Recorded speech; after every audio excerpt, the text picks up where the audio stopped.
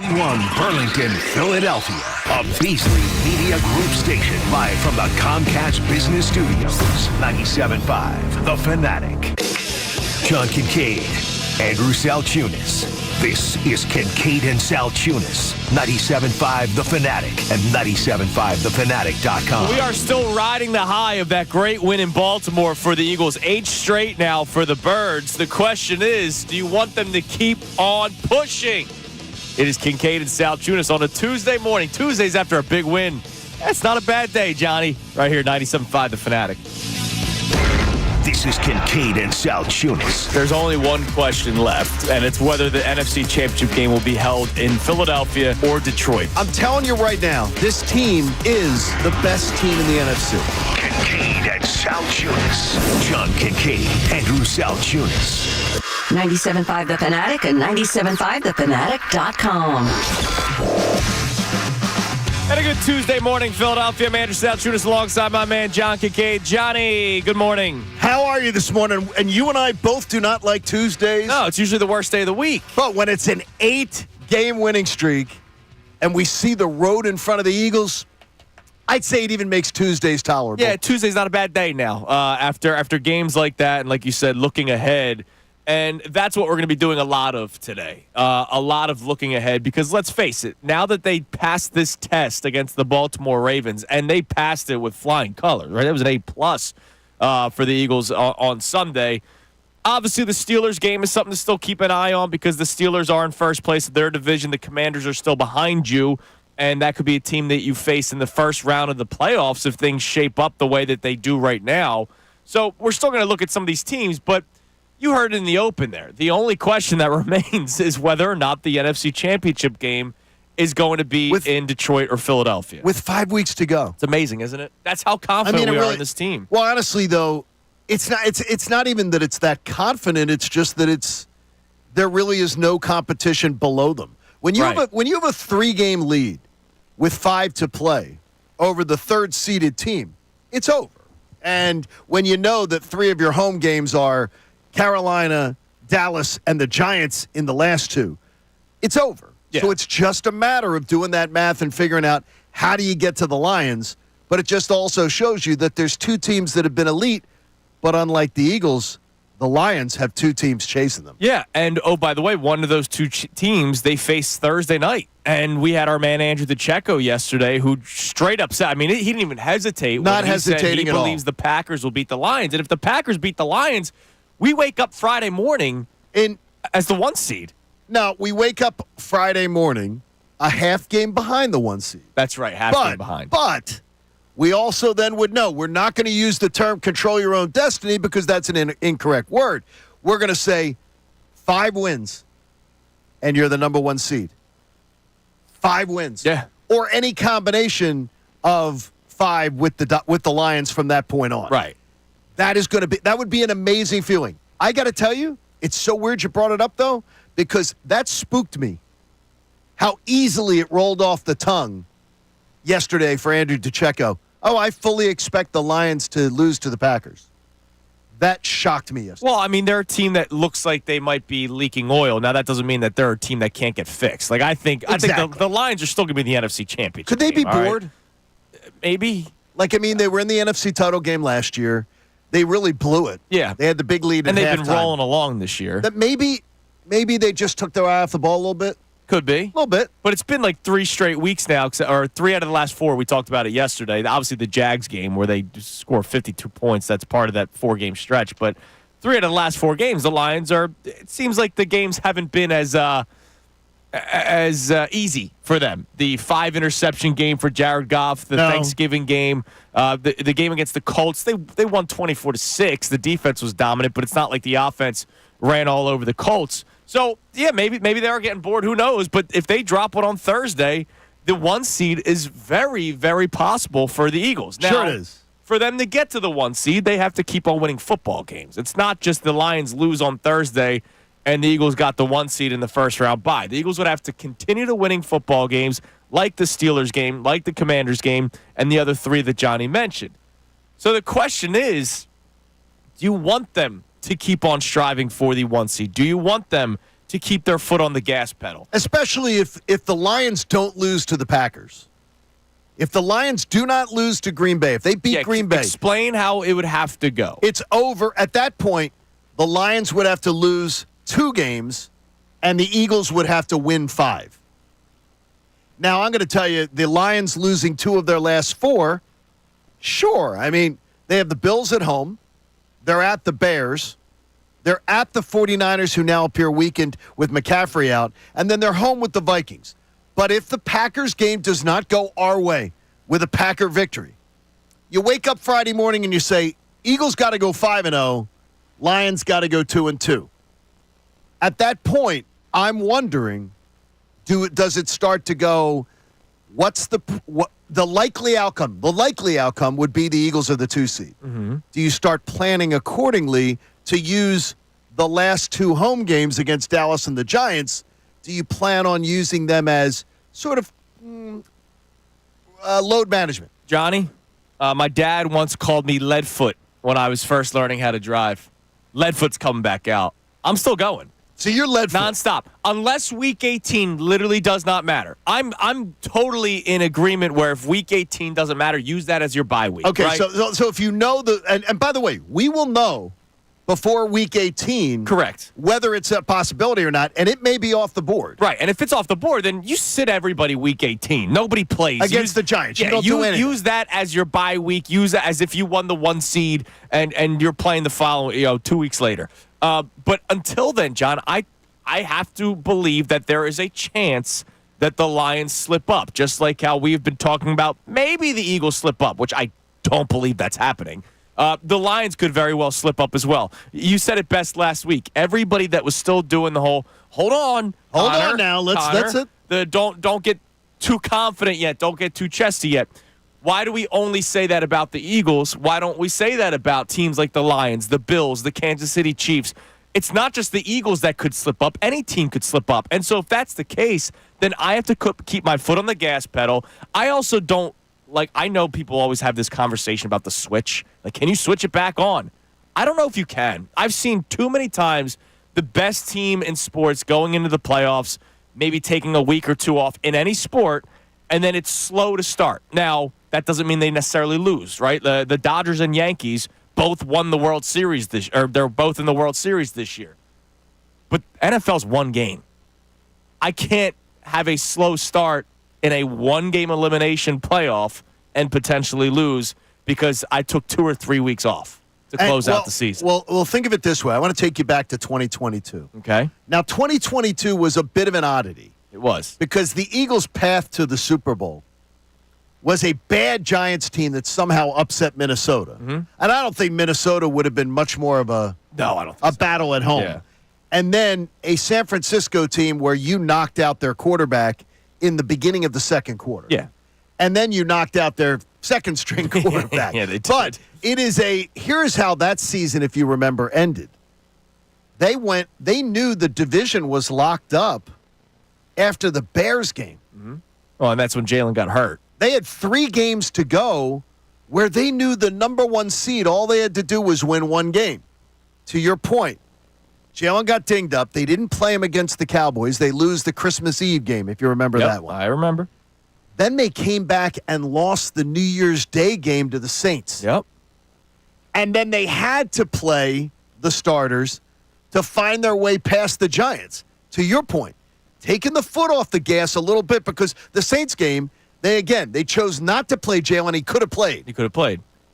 And they ended up losing. And so they had to play him. They had to play him against the Giants. And by the way, do you remember the last game of the year? Do you remember what that score was? It wasn't a good one. 22-16. Yeah. The Giants closed it to within a 1-score game inside the 2-minute warning. It took them recovering an onside kick.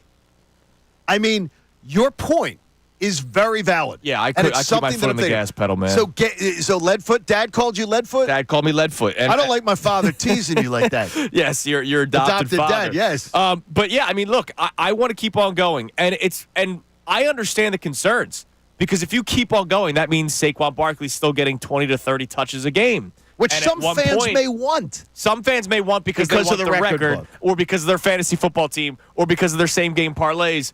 But you also look at the touches, the carries throughout a season, you go, All right, maybe you want him to ease up a little bit toward the end so he's more fresh come playoff time, but he hasn't looked like he's slowed down once. Maybe he's one of these guys. It's like Zach Wheeler. Zach Wheeler does not like the extra day rest. He wants to pitch on 5 days. Maybe Saquon Barkley is a guy that says, I got to keep on going because I'm at my best if I keep on going. If you give me just 15 carries one week, maybe I will be slower the following week, even though that wasn't the case against the Commanders earlier this year. Because remember, he had 14 carries against the Cowboys and then completely beat up the Commanders. But whatever. For my argument's sake, some guys want to keep on going. And I want this team to keep on going because they still haven't been perfect. We'll talk about it about an hour from now, hour and 20 minutes from now. The slow starts on offense are still a problem. It's still a problem. We had so much fun yesterday reacting to the win yesterday that we didn't necessarily bring up any issues with the Eagles because, man, you're not going to be perfect for 4 quarters, week in and week out on both sides of the ball. But let's face it, the slow starts on offense are a problem. So I would like to try to figure that out before the playoffs start. Here's the one thing I want to get sort of straight on this conversation. And you and Connor may have completely disparate opinions on it. Does taking your we don't want to see them just say let's put it this way. If the Packers lose on Thursday night and the Lions know all they got to do is go 3-1 and they've got the number 1 seed with the Eagles going and that's if the Eagles go 5-0. Does load management come into play with individuals in your mind? Not the team saying we give up. Right. We're resting everybody, which, by the way, if they're the 2 seed, I'm certainly hoping week 18 is foot off the gas. Yeah, that's the bye week. That's your bye week that you would have had if you were the number 1 seed. And I think they'd be just fine with that. I'm not worried about them having to win an extra game in the playoffs. I think they can do it. But do you take into consideration load management for guys like Saquon Barkley? I don't think so. How about Jalen Carter? Jalen Carter, he did it again the other day, every play. If you know that you're having that week off, then that's your load management week. A full week of no football is It's actually great. 2 weeks. Almost, yeah, exactly, right. So I would rather just keep on going, and if I know that week is going to be the bye week, then there's no load management up until that point. I think Connor's going to disagree. Slightly. Okay. I'm not going to go completely to the other side of the equation. By the way, I'm not saying give Barkley 40 carries to try to break records. No, I understand. I mean, and by the way, we're going to be having that discussion. You know we are. Yes, of course we are. Because you know there is a scenario going into that Giant game where we're going to be like, he could break the record. If he gets 165 yards, he breaks the all-time record, and we're going to be having that discussion right after the holidays. It's going to be just like the Olympics discussion. Hey, he's got the worst rushing defense coming in here on Sunday. Why doesn't he just go for 250 again? We don't have to worry that'd about be it. fine. Then he can put it away. But if we've got Ludfoot over there that's in the left lane doing 100 rest of the season. Jeff Kerr, our buddy, will be really yeah, right. Really He'll have to get out of the way. Yeah. I'm sitting in the middle lane right now with this team. I could switch over. And I can go ahead and go foot to the gas pedal. Let me take it all pass the way you down. first, okay, Grandma? Well, if I use my turn signal, you're good. But I'm going to sit in the middle lane for a little bit, and I'm going to go like 75. I'm going to go the speed limit. I could speed up, and I could get in there, and if the Eagles look like they need to figure some more stuff out, we can do that. But we can also downshift into the right lane and say, hey, take 2 weeks off.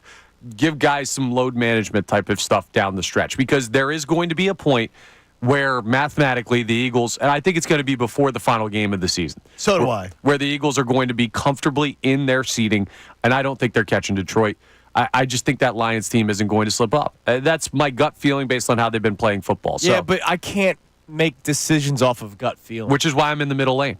I think the it's first a fence. By the way, no. No, it's not. I like driving like Connor does. Yeah. I love when if there's a 3-lane road, you guys off. If there's a 3-lane road or otherwise, and it's you're heading down the shore, you're heading down Florida, wherever it is on 95, I'm right where Connor wants to be. I can get to the left lane. I can get over to the left lane. I can gun it if some people are bothering me. They're not moving at a good pace. But then I get my backside right back over, and I strategically pick my shots. I don't sit in the left lane and cruise, and I just will say I'll be right there, and I'll wait for opportunities. This Eagles team, this is going to be interesting. They've created this buffer for themselves where the 2 seed's inevitable, the division's inevitable, and now you just got to wonder, how much do you put into winning it all? I live life in the fast lane, just like the Eagles. Sure, that's a Eagles dangerous band, thing sometimes. Eagles band. It surely makes football you lose team. your mind.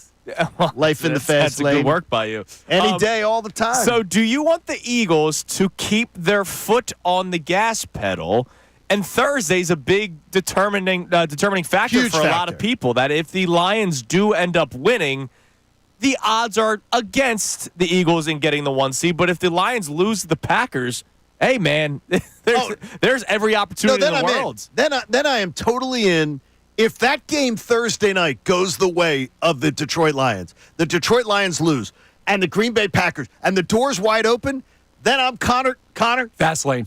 Yeah. I am in left lane, and I am trying to beat up on some of these patsies where I have fourth quarters off. Yes, that would be really nice. That would be great. That would be really nice. Some And of that those was what 2022 did. 2022 was awesome. That's with your that. load management. And beat that up would be on great. teams, sit at the fourth quarter, and then eventually have the bye week at the end of the regular season. And you have four season. opponents, honestly. You have three opponents, where honestly you should be able to have some modicum of that. That starts going on. this weekend. It does. And I think that Carolina, you're going to hear all week how much more dangerous they are right now. I'm telling you right now. I am not in any way buying into that. I'm telling you right now, the Eagles will have a defensive/special teams touchdown this weekend. I am I've not- been feeling comfortable about this for like 3 weeks. I think they are going to make Chase Young look Bryce like Young. Bryce Young, excuse me. I think they're going to make Bryce Young look just yeah. every bit what he looked before when he was struggling. Yeah, I think there's going to be a pick six in this weekend, or I'm a all punt for return. it. Something's going to happen. I'm all for The it. Eagles are beating this team up this weekend. And I am not buying into any. Has Billy Fence? He hasn't come with that, right? I haven't seen the trap game. I Better haven't not seen come trap with that game this nonsense. We haven't had our yet. company meeting yet this week. Oh, yeah, I'll talk to him. Yeah, because the two of you were Eagles L Fencemen. over the weekend. We were wrong. That's what happens. Sometimes it no, happens. me too. I thought they were going to lose that one. Sometimes it happens.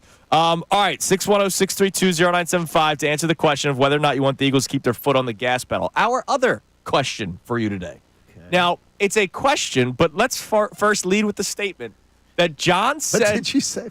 Forced. Oh, okay. John first said it before the show, and it's amazing because I was thinking it this morning. See, well, we're on the same cycle. Nick Sirianni's on a heater, dude. He is. And it's not just in-game decisions. It's everything. The way he has portrayed himself in press conferences the last couple of weeks, and I know there's probably somebody going, don't make too much of press conferences. No, I will, because when the guy looked like he was literally losing his mind We made a lot of the press conference. a couple months ago, Yeah. we made a lot of it for a good reason.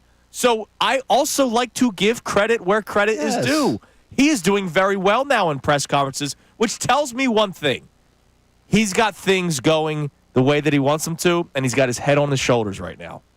If you're working with a wild card, and I'm talking about a person, you never know when they're going to snap. All right? You never know. Thankfully, you've never had to do that. No. I don't need Nick Sirianni 1 week being a normal guy and next week Right. shaving his head, losing his damn mind. Yes. Nick Sirianni is on a heater right now. So I do want to ask this question. A, do you agree with that statement? But B, are people willing to say that they trust him? And I think that's the hard question for a lot of people. Because I am still waiting for the moment at some point. I know, Connor, you're still kind of in the back of your mind waiting for that moment. Dormant volcano. Our man, Kevin Nagandi, who joins us every single Thursday. Last week he didn't join us because it was Thanksgiving, but he's been on with us every week. I think he's waiting on it. During the 8-game winning streak now, except for last week. So during the 7-game winning streak, he was still saying, is Nick Sirianni going to find a way to screw this up, right? People still feel that way. Are you starting to trust the guy? I trust him. But I always know that he's somebody who is going to step in it at some point. I trust him that he's on a really nice run, but I fully expect at some point he will either. My guess would be he's going to get chesty at some point, and that it might end up with him. I don't know. Spouting off. Well, he literally got getting it. He got a warning. He said during the press conference after the game Sunday that he got a warning from the officials because Correct. he was a little too He was rowdy. down the field. He was down the field. He was downfield too much. And there was a video. I don't know what he said. I didn't click on the video. I was putting Cooper to bed. I saw the video of him walking through the tunnel, and apparently he was barking again. He was. And the last time we saw him do that was the Chiefs game. Remember, I don't hear you now, Chiefs fans. Where are you, Chiefs fans? And it all went downhill from there. And one thing I would say with him running down the sideline and getting the warning from it, there's one guy who's being paid to keep him in line on the sideline. Now he's down there celebrating too. He's down there acting like he's a player. Yeah, man. Like, I don't know what the hell it is. He does look like he could line up. His job is to keep Sirianni in line. And he takes his eye off the ball because he's too... And by the way, getting in every camera shot, I think is also on the job description also. Let's just say, coaches get warnings like that all the time. Yeah, they do. No, they don't get them all the time. They don't get them all the time. They have no, they do not get them all the time. It's regular enough. It's not a story. No, I'm not saying I'm not saying it's a story, but it's getting to the point where he's getting back to I got you. himself. Out of control, Sirianni. I've liked the what is it? Not Ambien. They put him on something that just keeps him nice and calm. That's my idea. So, are you starting to get to the point where you trust Nick Sirianni? Or are you willing to say that you trust Nick Sirianni? Or are you still going, I'm not there yet with the guy? You're going to hear from him coming up next because he talked about how he's handled himself recently and a conversation about being boring. So you'll hear from Nick Sirianni coming up next. Also, an injury to a big weapon on offense that we'll talk about next as well. It's Kincade Salciunas, 97.5 The Fanatic. Fanatic Sports Update. Settling into the streak. I'm Connor Thomas, and this update is brought to you by AAA Car Care. Save up to $30 on auto repair with their AAA Triple Play only at AAA Car Care Centers. Offer valid through December 31st. Details at AAA.com/mycar. The Eagles are settling into their 8-game winning streak, and Nick Sirianni met with media yesterday to talk about really the monotony of this continued success. I love when Jalen says that winning takes what it takes, success takes what it takes, the grind takes what it takes. It's not like this aha moment. It's just the putting your head down and working, and that might not always make for the most glamorous story. Well, however boring, the Eagles are on an absolute roll right now as they prepare for their next matchup, and I think everybody who's an Eagles fan is comfortable with the way this team's been going about their business lately. Their next game Sunday, 1 p.m. at Lincoln Financial Field against the Carolina Panthers. It is not all great news for the Birds, though. Dallas Goedert, it was announced yesterday, is expected to be week to week with a knee injury. So that's a big hit at the tight end position. The Sixers are down in Charlotte taking on the Hornets tonight at 7 p.m. No Joel Embiid again tonight as he continues to be out for personal reasons and injury management. They're looking to make it 2 straight wins for the first time this year. Jeff McLane of the Inquirer will join us coming up at 8:10. This update's also brought to you by the AACR. It's Giving Tuesday. The first 50 listeners to donate $20 or more to AACR's John Kincade Scholarship Fund will receive a Kelly Green Go Birds t-shirt. Donate today at aacr.org/fanatic. I'm Connor Thomas for the home of the 76ers and Flyers, 97.5 The Fanatic and 97.5thefanatic.com. Philly Sports.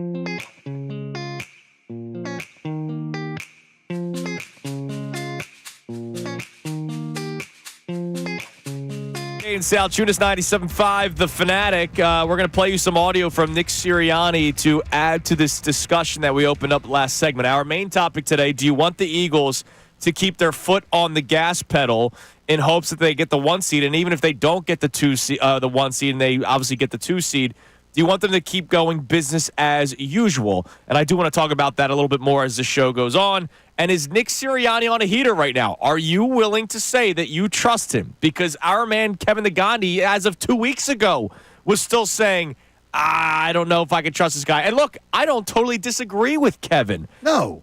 Like, You can't- I'm still you waiting can't for another totally Jacksonville disagree. game where he goes 0 for 6 on his decision making. Or the Cleveland game where he just is Loses he didn't his mind? and then loses his mind and fights with fans. And Yeah. he's a very emotional being. By the way, you were I remember you saying after that Cleveland game that there's no way we would see the kids again on the podium. They've won 8 straight games, and we have not seen those kids at that podium. I believe he was told, and I think I feel pretty confident in it. Yeah. Let's keep away from that stuff. If you win a championship, Yeah, you win a Super Bowl, go for it. even if you go to the Conference, you win the yeah. NFC Championship game, and you want to do something like that, and it's a celebration press conference and everything, I have zero issue. Yeah, I'm with it. fine with that. I have zero issue with Kobe bringing out his daughter after winning a championship. Or like Right. Steph having his daughter. That's different. Yeah. That's totally different because guess what? At that point, it's not about really doing the work at that point. It's celebratory. But if Matt Eberflus on Thanksgiving said, well, this Oh, is a family jeez. holiday. Yeah, Here let me bring my comes- kids on Oh, here. man. Just to Kids. soften the blow from the questions, By man. the way, it is Giving Tuesday today, Yes. and the American Association for Cancer Research, our official charity,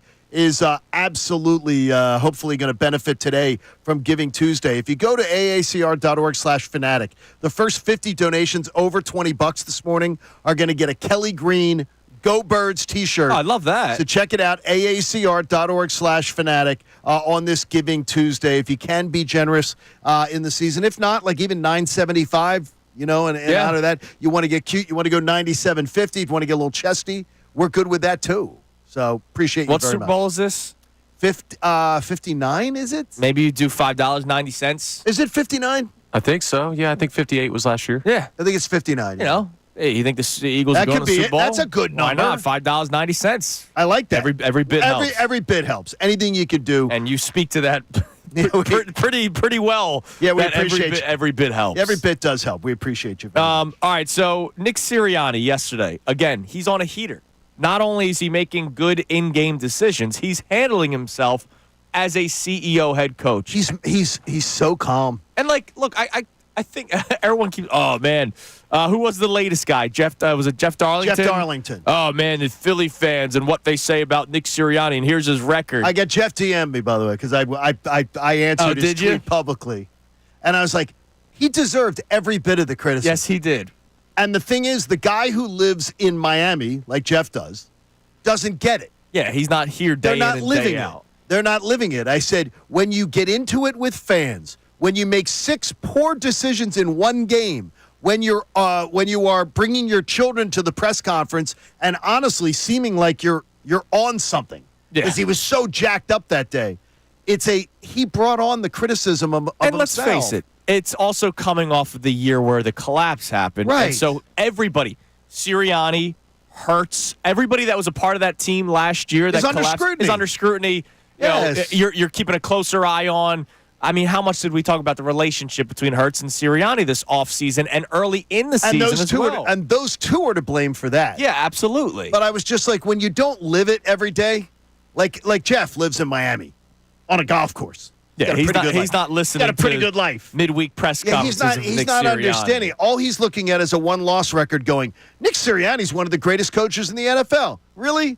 I mean, come on now. Right. Let's tell the whole story. And by the way, I'm very proud of us that we do that. Yes, we absolutely do that. When he's on a heater, we celebrate him. Yeah. When he's doing the right things, we praise him. But you know what? We're going to call out nonsense, too. It's just the way it is. So here is Nick Sirianni. Yesterday, he had his Monday press conference, and he was asked how he's handled himself during the times of troubles that the Eagles had this season, at some points during the games, all, of course, still leading to an 8-game winning streak. you don't pay too much attention to anything except your process and just try to stick to that. That's what we talk about all the time. I say that to the players all the time. And if it's, in a scenario like that, if I'm not practicing what I preach, then, those are just words, not actions. And so our culture, our habits are about our actions, not just our words. They're not our words, but our actions. And you just try to live by that. And the actions one's big. The actions one's big because if you remember, he was angry with Jalen Carter in the Saints game. Remember when he was going back and forth with Tyrann Mathieu? And then a couple weeks later, the Browns game happens, and he's yelling at fans. And if I'm Jalen Carter, I'm going, oh, why did I get? Why is it okay why for did I you? get in trouble and yet you're doing it? I admire that message from Nick Sirianni, and I admire it more because he actually has been living it.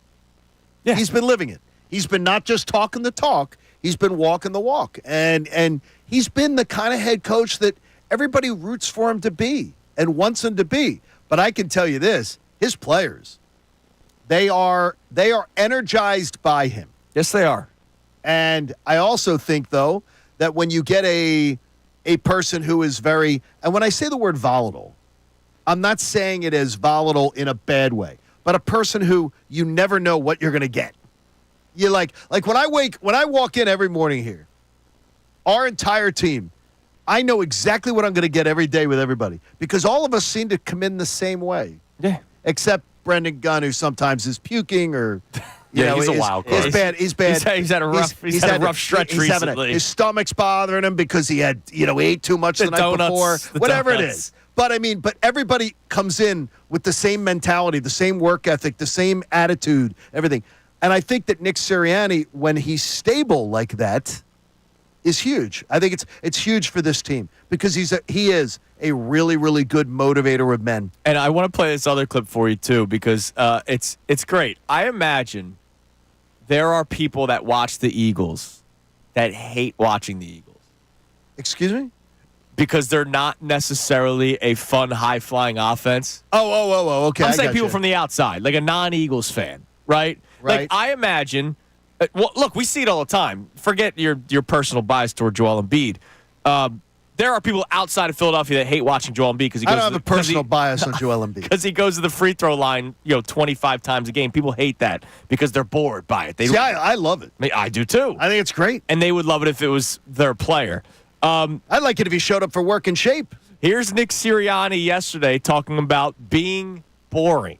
I think just what I meant is just like it takes what it takes. I love when Jalen says that winning takes what it takes, success takes what it takes, the grind takes what it takes. It's not like this aha moment. It's just putting your head down and working. And that might not always make for the most glamorous story, but it's the work, it's the hard work that gets results. And that's all we're trying to do is be hungry, be humble, and put our head down and work. I love it. And I think he's been humble. Yes, I love them being boring. Yeah, and I do too. And I think I think he's been humble. I think that he's been not in your face. Hey, we're winning. Hey, don't hear you, Chiefs fans. Yeah. He's been humble. He's been a winner. He's been acting like an adult. There's enough drama in the NFL, right? It's the league that never sleeps. There's plenty of it. It's nonstop. I'm okay with paying attention to other drama and it not being the Eagles. And I got enough of my fill last year. And there are those again. Nick Sirianni has created every bit of the drama that he's been subjected to. Absolutely. It's been all on him. It's not been the media. It's not sports talk radio. It's Nick. But Nick has also done a damn good job, and that has to be part of the whole story. And he continues to do a really good job. And again, I really admire the fact, I think he's turned around. If you had told me after the Cleveland game and after that Monday and Tuesday of talking about his erratic behavior and everything, I never in a million years would have thought that he would have turned this season around the way he has with his performance and his team's performance. Yeah. Damn good, and he deserves to be praised for it. He absolutely does. So, our questions today. Do you want the Eagles to keep their foot on the gas pedal? You can text in or call in at 610-632-0975. And is Nick Sirianni on a heater right now? And are you willing to say that you trust him? Let's dive deeper into that as well. Coming up next, speaking of the Eagles, Dallas Goedert is going to be missing some time. He injured his knee. I'm still trying to figure out when that happened. I don't know when it happened. But he injured his knee. Jeff McLane put out the report yesterday morning that he was going to get an MRI. They didn't think it was going to be anything serious. And now he's going to miss some games. It's week to week. Most likely not going on IR. Correct. There's a short-term IR, which is, I think that's 4 weeks? Is short-term IR 4 weeks? Regular full IR is 4. Maybe Full is there's 4? like some late season 2. Oh, okay. Maybe there's something like that. We should ask Jeff McLane the next time we have him Yes. on. Oh, I think that'd be a great question. You mean at 8:10 today? You know what I do believe, though, is that the first thing I heard that I thought of when I talk about this, it speaks to our initial conversation today. I'm like, well, shut him down. Yeah. You know what I mean? So that goes It's back weird. to the gas It goes pedal back to that discussion. whole discussion of So what we do. Let's hear from the people coming up next, Johnny. And also, with Dallas Goedert being out, that means somebody has to step up. The good thing is somebody has already stepped up this year when Dallas Goedert's been out before, and that's Grant Calcaterra. Nick Sirianni spoke about him yesterday. We'll play that clip for you coming up next because you got to expect that he's going to be part of the offense because when he was, it wasn't bad. It was okay. It was okay. It is Kincade and Salciunas on this Tuesday morning right here, 97.5 The Fanatic. Tyrone Johnson. Good luck to you.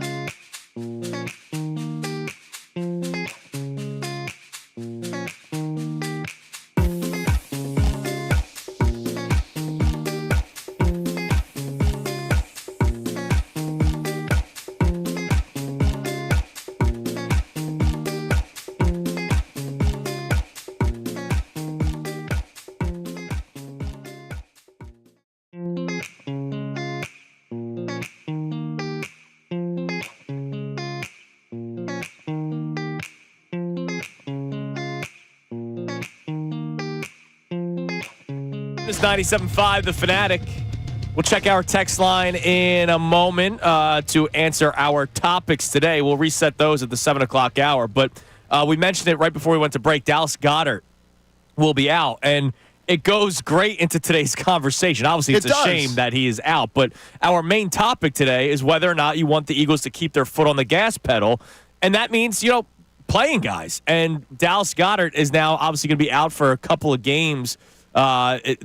We'll ask Jeff McLane later on. We assume a couple. Yes, a couple of games, but we don't know exactly how many games.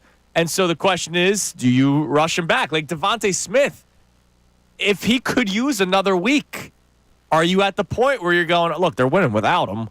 Might as well give him another week. And again, as I said yesterday, I think a pretty good source said to me, if it had been a 50-degree, 1 o'clock start, sunny day. Yeah, it was start snowing at one point during that game. I believe they would have played Devontae Smith. Yeah. But they didn't. I'm glad they didn't. I'm glad they didn't either. I was totally fine with it. And it totally worked out for the Eagles. Totally fine with it. But if Dallas Goedert is indeed out for an extended period of time, you obviously have to look to somebody to step up. The good thing is that somebody is Grant Calcaterra, who's already stepped up for the Eagles this season. Here's Nick Sirianni talking about Calcaterra yesterday. I think what Grant's done is just giving everybody the confidence in him that you can stay 11 personnel. You can still keep those plays in for Grant because he can contribute. And not that we didn't believe that last year. It's just like he's just giving you the belief that, hey, I'm going to make a play if you throw me the football and if you have some things designed for me in this game. And so that's where Grant gives you confidence is his growth as a football player. A lot of credit to Jason Michael as tight end coach and Grant himself of how hard he's worked. And that room, I love that room. That room really cares about helping each other get better. Like, that's a great room of teammates right there with Dallas and with Grant and with CJ and with EJ. They push each other hard, and they're their biggest fans in that room as they make plays. It's cool to see, and it's a lot of confidence if Dallas is to miss any time. So Dallas Goedert went down originally during the Browns game. Obviously, he's since come back. But the time that he was out, Grant Calcaterra, 4 catches for 67 yards against the Browns, just 1 for 5 against the Giants, but that was when Saquon ran for 7,000 yards. 3 for 58 against the Bengals, 5 for 30 against the Jaguars. He more than was effective. And, oh, by the way, how about this? And this could be obviously credit to Grant Calcaterra, but also credit to Jalen Hurts. The Cleveland game, I mentioned 4 for 67, 4 of 4. 1 of 1, 3 of 3, 5 of 5. If he was open, he threw it to him, he caught it. No drops, no nothing. Cousin Ryan sending a little text to me and just being like, I think Goddard's so overhyped. I said, I don't ever hear Goddard being hyped. Like, to me, I said to him, I never think of Dallas Goedert as being hyped. It's slowed down. He used to be hyped up as a top 5 tight end in the NFL. I haven't heard him hyped in years. No, and definitely not this year. And I do believe they will draft his replacement this spring. And then next year, in the last year of his contract, it'll sort of be the Ertz-Goddard handoff. It'll be like something like that. The Ertz-Selleck. I don't necessarily think you win that game Sunday against the Ravens if you didn't have Dallas Goedert. Dallas Goedert had a fantastic game. Yeah, and with all due respect to Cousin Ryan, we also have to understand that Dallas Goedert is a tremendous blocking tight end. He's amazing. Like Grant Calcaterra is okay. No, Dallas Goedert is an elite blocking tight end. He's an elite blocking tight end. Saquon Barkley's an elite blocking running back. And A.J. Brown is an elite blocking wide receiver.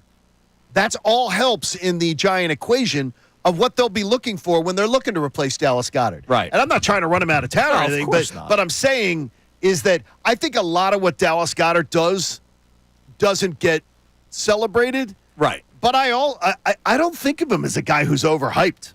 I really don't. He was thought of very highly in the past. Yes. But again, you're not trying to run him out of town. He turns 30 in January. Correct. January 30 he turns 30. He's getting up there. He is more than worth his money. Now one thing that needs to change. What's that? About the tight end room. Okay. CJ Uzomah, who I actually thought that was a sneaky pickup, and then he didn't make the roster at the beginning of the season, but he stuck around the practice squad, and I'm glad because it's nice to have a veteran like that can also block as well as but pretty high. That's as the big Goddard. deal, right? He's got to change the number. Number 47. I hate it. That's not a tight end number. I hate it. I saw him Sumerin got hurt, and I saw somebody as a fullback. He lined up as fullback a few times in the game on Sunday, and I'm like, who the hell's 47? Right. And I'm like, oh, dude, you can't, as a tight end, wear number 47. Got to start with an 8. It has to. Got it. Like, tight end can't have a number outside of 8. And it can't, like, I know that the rules are different nowadays. I hate 40, the numbers. 47. That's special teams. That's high school Remember the Titans type crap. Come Exactly. on, man. No, that's good. Come on, Connor, very CJ. good. Change that number. I don't know if you're allowed to this late in the season. I but don't think he's allowed. You can't wear 47 as a tight end. That's dumb. All right, what do we have on the text line there, Mr. Thomas? All right, so Eddie from Camden checks in and says, Nick Sirianni's not just on a heater, he's on a bender. He's created an absolute party for this football team over the last 8 weeks, and it's awesome to see where he's come to. I think that's – do you believe that's the general opinion around town? Yeah. I think people are – I don't think anybody wants to dislike Nick Sirianni. Like, I don't think there are fans who don't like some of his antics, don't like some of his decision making. But Nick Sirianni, the guy, I think this city wants to just love him. I think so. I don't know. I think once people have their opinion on somebody, that's how they feel. I just look at Nick Sirianni and say, look at Jalen Hurts. Like, Jalen Hurts, people still don't give him support. Jalen Hurts. Like, once people have their opinion on somebody, a lot of people. I think there are a lot of people who want to be with Jalen Hurts. I think there's a lot of people who want to be right. They want to be right. Yeah. They stuck an opinion. They stuck their foot in, and they want to be right on that opinion. I saw a tweet again this weekend. About what? It was an Instagram edit of Carson Wentz highlights, and the person was like, "Why'd you have to die for the end zone?" And like, I get it. You still wonder if the knee doesn't blow up, what happens. I do wonder, but like, I've moved on. But that has nothing to do with Let's put it this way. If that knee doesn't blow up, I think the Carson Wentz career is... Oh, it's so much different. It might have been epic. It's so much different. It might have been epic. All right, coming up next, we reset the show as we do at the top of the hour every single day. And I want to hear more from you at 610-632-0975 when it comes to our topics. Do you want to keep the foot on the gas pedal? And is Nick Sirianni a heater? Are you willing to say that you trust him? Also, yesterday was a lot of fun. We do have to talk about the slow starts. It needs to be addressed. We do that next as well, around 7:10. It's Kincade Salciunas, 97.5 The Fanatic. Fanatic Sports Update. Another injury for the Birds. I'm Connor Thomas, and this update is brought to you by Popeyes. It's football season in Philly, so you got to have some grub. Popeyes has just the John for any fan of the Birds. We're talking wings, baby. So fly to Popeyes Fly and fill up on wings in 7 delicious flavors. The Eagles, well, their 8-game winning streak, that's awesome. What's not awesome is the news that they got about Dallas Goedert yesterday, who is now considered week to week with a knee injury. It's another injury for the Birds as they look at the war of attrition starting to take its toll, and yet they've overcome all of that, and they've won 8 straight. They haven't lost since September. How have they been doing it? Well, Nick Sirianni met with media yesterday and talked about, well, the boring approach to winning. I love when Jalen says that winning takes what it takes, success takes what it takes, the grind takes what it takes. It's not like this aha moment. It's just putting your head down and working, and that might not always make for the most glamorous story. But it makes for an 8-game win streak right now for the Birds, and they'll look to make it 9 Sunday, 1 p.m. at Lincoln Financial Field against the Carolina Panthers. The Sixers, speaking of Carolina, are down in Charlotte today, taking on the Hornets. The tip-off time is 7 p.m. You can hear that game live right here on 97.5 The Fanatic. No Joel Embiid again tonight as he continues to be out for personal reasons and injury management.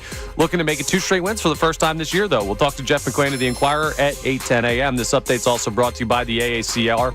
Many people have benefited from cancer research, including our very own John Kincade. So join him in donating today at aacr.org/fanatic. The first 50 listeners to donate $20 or more will receive a Kelly Green Go Birds t-shirt. I'm Connor Thomas for 97.5 The Fanatic. Ricky Batalico. I think the one thing, and I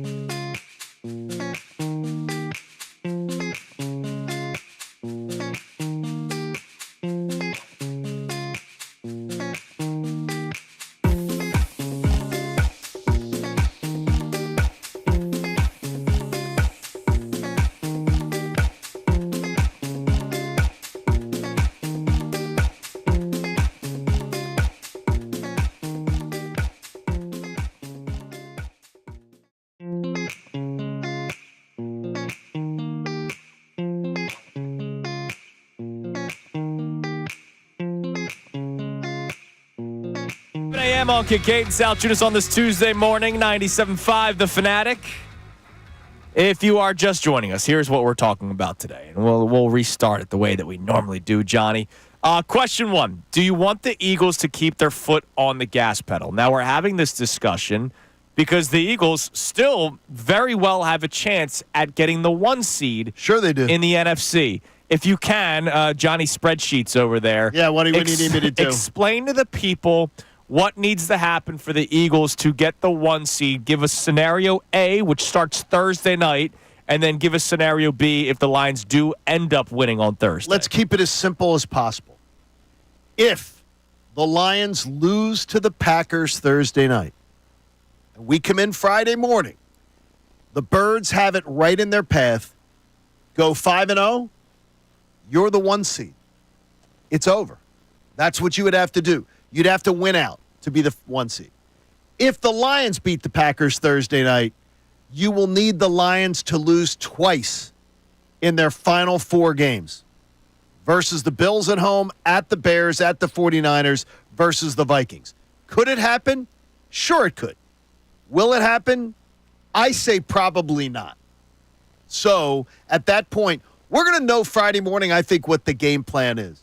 Because, look, if it's, as Connor Leadfoot was saying, and my adoptive father told you when you were learning to drive. Yes. If the Lions lose on Thursday night, hell, I don't care what Jeff Kerr from CBS says. I'm riding in the left lane, and I'm going to be on your tail, Jeff, if you don't get your ass over. I want to do 80. We're going hammer down, baby. Right, exactly. So to me, at that point, you think 80's left foot? well, I don't know about that. Yeah, if that's Leadfoot for you, buddy. I got to tell you this: in the mornings, I avoid it on the Schuylkill. I try to stay in the right lane. I hear you. Because the idiots are out at 4 in the morning driving like crazy. So I'm just saying to you this: we're going to know Friday morning, and if the Lions win Thursday night, at that point, I'm going to say it would take a miracle to win. It would take 7 things happening. I don't think it would be a miracle. Eagles, 7 things have to happen. Eagles would have to go 5-0. The Lions would have to lose twice. And one of those games would be against the Bills. I got and you. then the That's other one 7. is against the Vikings, who would still very well have a chance at winning their division. So I don't. Well, no. They might not at that point because the Vikings may have lost a game Well, by what that if point. they don't? That's what I'm saying. Well, Like, it could. look, I keep on thinking they're going to lose every single week, and they keep on winning football games. I'm going to tell you, just going back to stats class at Temple, and I gotta rack my brain. When you get to exponentially, it becomes when 2 options have to happen, then it becomes 4. Then it's not just double the things that have to happen. Your odds go exponentially less. Yeah, it's the 4 with the exclamation mark where you got to multiply them all. And then you go, if 7 things have to happen, then you're like, okay, I understand. If it happens, it happens. Now, the other conversation for this, whether or not you want the Eagles to keep the foot on the gas pedal, it's not just trying to get the 1 seed. It's what you believe best practices are. So and I'm by somebody. The way, I love that. Thank you. I'm somebody that likes to keep business as usual. Keep on going. It's like Thanksgiving morning, right? You were off. It's not like we did a show where it was all about what's your favorite side. Like we talked about. You mean you didn't do that? I thought that was a rule in sports talk radio. No, in this we town. talked about the Eagles because and the NFL, and we kept it business as usual. We didn't take a day off, right? On the show, we didn't take a day off. Sure. We kept on working. So I'm somebody that believes in keeping best practices. Look, obviously, maybe instead of giving Saquon Barkley 30 touches, you give him 22. I love that. A little bit different, but I still want to keep on playing. Honestly, the worst thing that can happen is they are playing at like an 80% speed, and then somebody gets hurt that way. Yeah, but Leadfoot. I was at the Fraternal Order of Police for a Corona event on Saturday. Okay. And best practices may not be 100 in the left lane. So we got to go ahead and find what is the cruising speed for the Philadelphia Eagles with the opportunity to go get it if the lane opens up. I don't believe that teams can turn the switch off and then turn the switch back on. Like I really don't believe that teams can do that. Some teams can. Like look, Patrick Mahomes can have the worst season of his career and probably still get to the Super Bowl because that's Patrick Mahomes because he's the GOAT Junior. He's baby GOAT. Right? Like that. There's a reason why they're winning every single year. If you're not a perennial dynasty, then you have to find ways to keep on motivating yourself and getting back. So that's another reason why I also like to preach best practices. Yeah, but Johnny. this isn't like to flip the switch. Like, this is one of those sliding lights where you can make them brighter or dimmer. I think Kincade probably has a bunch in his house. He seems like a sliding light guy. By the way, too, even better, Christina installed them. Oh, yeah, look at nice. that. I knew How you were a about sliding that? light guy. I didn't install them. Oh, yeah, we have the sliders. But you don't have to turn They're it called off. dimmers. Dimmers, is that what they're They're called? called dimmers. See, I don't know. I just got the old switch. Yeah, and Christina installed them. But you Even can better. keep it mostly up and not all the way bright. Dr. Avidan Appel will help if, Yeah, if but, that's an issue. but here's the thing. Like, always, once come on. you slow down, once you do something that you don't typically do, and it's, you take your foot off again, this is the gas pedal thing, I worry that you can do some bad things. Isn't And it weird that every conversation that we're having today somehow is coming back to this, though? Yeah. This gas pedal analogy, this... Because that's where we're at How now. do we, and that, They're that is they're a Ferrari, dude. They're flying down the freeway. and the options in front of them aren't totally in their control because we're going to need a little help all because of that freaking Falcons game. Yeah. We're going to need a little help. And I remember we literally said, this was weeks ago, man, you can't slip up games like this because it could mean something down the road. Oh, Correct. stop. They're one Saquon drop away from this. Uh-huh. Yeah, well, the drop happened. It did. And they would be tied record-wise with the Detroit Lions right now. They so that would. game does matter, guys. It does. It does matter. I It know. all I know. matters. I know nobody wants to think about that 6 weeks removed or 7 weeks removed, however long it's been. But it does matter. That It stuff all does matter. it all Every matters. bit matters. Our other question today, Nick Sirianni's statement is on a heater right now. Are you willing to say that you trust him? Look, guys, he's on a heater, and I still don't necessarily trust him. I'm still waiting for another meltdown to happen at some point. Now, I'm But I'll not give him credit. He's doing great. I'm not there. Like, I don't believe we're going to see a Sirianni meltdown again. A meltdown. A Cleveland game, that type of thing. But I'm absolutely a believer that could he trip up again? Yes. He's like, I think we've all known friends of ours or otherwise that, boy, I'm never taking a drink again. Yeah, and then I'm never going to do this again. I'm never going to cheat again. I'm never going to do whatever. And then it happens. So, but I trust him a hell of a lot more because of what I've been seeing. yeah, and look, he's doing things like he's taking points when we were very upset that he wasn't just taking points. Like he's just taking the points now, and it's worked out for the team. But who knows? Does he ever revert back to some of the bad decisions that he's made? That's something that I will always kind of keep an eye on. So what do we have on the text line, Connor? You can text it. You can call in 610-632-0975. And after we hear from some of the people, we'll get into the conversation about the slow starts because they do need to be addressed. All right, so we have a check-in from Tommy in Virginia who says that I know the Lions need to lose to the Packers Thursday night, but I don't know if I see it. I would love for the Birds to get the one. As much as I have loved this winning streak, the devil on my shoulder keeps telling me the Eagles won't end the year on the 16 or 17 game winning streak they would need to win out and win the Super Bowl from here. I think I sort of feel the same way. I think I'm sort of in the same boat. Like they were 14-3 when they went to the Super Bowl in 2022. And right now, if I was to look at it, I believe it'll be 14-3 again. That at some point they may lose a game, or they may just Week 18. like they may week 18. Could they screw over the Giants by just rolling over, and the Giants win and mess up their draft position? Now, is that Philadelphia or is that sports? No, that's sports. I don't Okay. think that's it's. I don't think that's a problem. But like, what if you sit your starters Week 18, but like Kenny Pickett wins? Like, does that mean anything? yeah, I mean, like, It means nothing to me. My starters, doesn't mean my anything. starters got rested. That's all. Like, I don't. oh no, I don't care if they go and win that game. That's spectacular. Right. So I'm not saying, oh my God, they're going in. Are they going to really have a win streak of X amount of games because they didn't lose down the stretch? Never understood that. The Giants. I've heard Bill was saying it just during our pregame show the other day. He said it's ridiculous that it wouldn't be not he wasn't rooting for the Eagles to No. lose, but it's not the worst thing if they Guess what? lose because that means they would have gone on a win streak of X amount of games to win the Super Bowl. There is no coach. There is no player who would. I heard that. I love you. By the way, you guys had a great pregame show Sunday. you. There is no coach or player who shares that opinion. that is going, yeah. Doc you know Rivers- when they, Doc you know- Rivers money. No, you know when they say it? They say it after it happens. Yeah, don't know schedule basketball. balls. They say it after it happens. They do not go into it saying that, yes. Can't win them all. Like, no, you're going into every game trying to win. And so if they go on a win streak of what? It's now been 8 games, so 13 games, 16, if not 17 There is games. there is no one around the Eagles going, guys, Guys, we won 16 in a row. Guys, it wouldn't be the worst thing in the world if we lost. No. Those words never have. Again, these are sports talk radio stuff. Like they do not in a locker room, a coach, a player. They're not going, guys, man, we got to be real careful, man, because We're playing this team, too well right we're now. We're playing too well, and this could be a trap game coming up and getting us. No, they talk about their focus every damn week. So is it a trap game this It's just- Sunday? no, it's 6-1. not. Stop it. All right, so There's no like coaches and players don't talk like this. No, they Sports don't. talk radio does.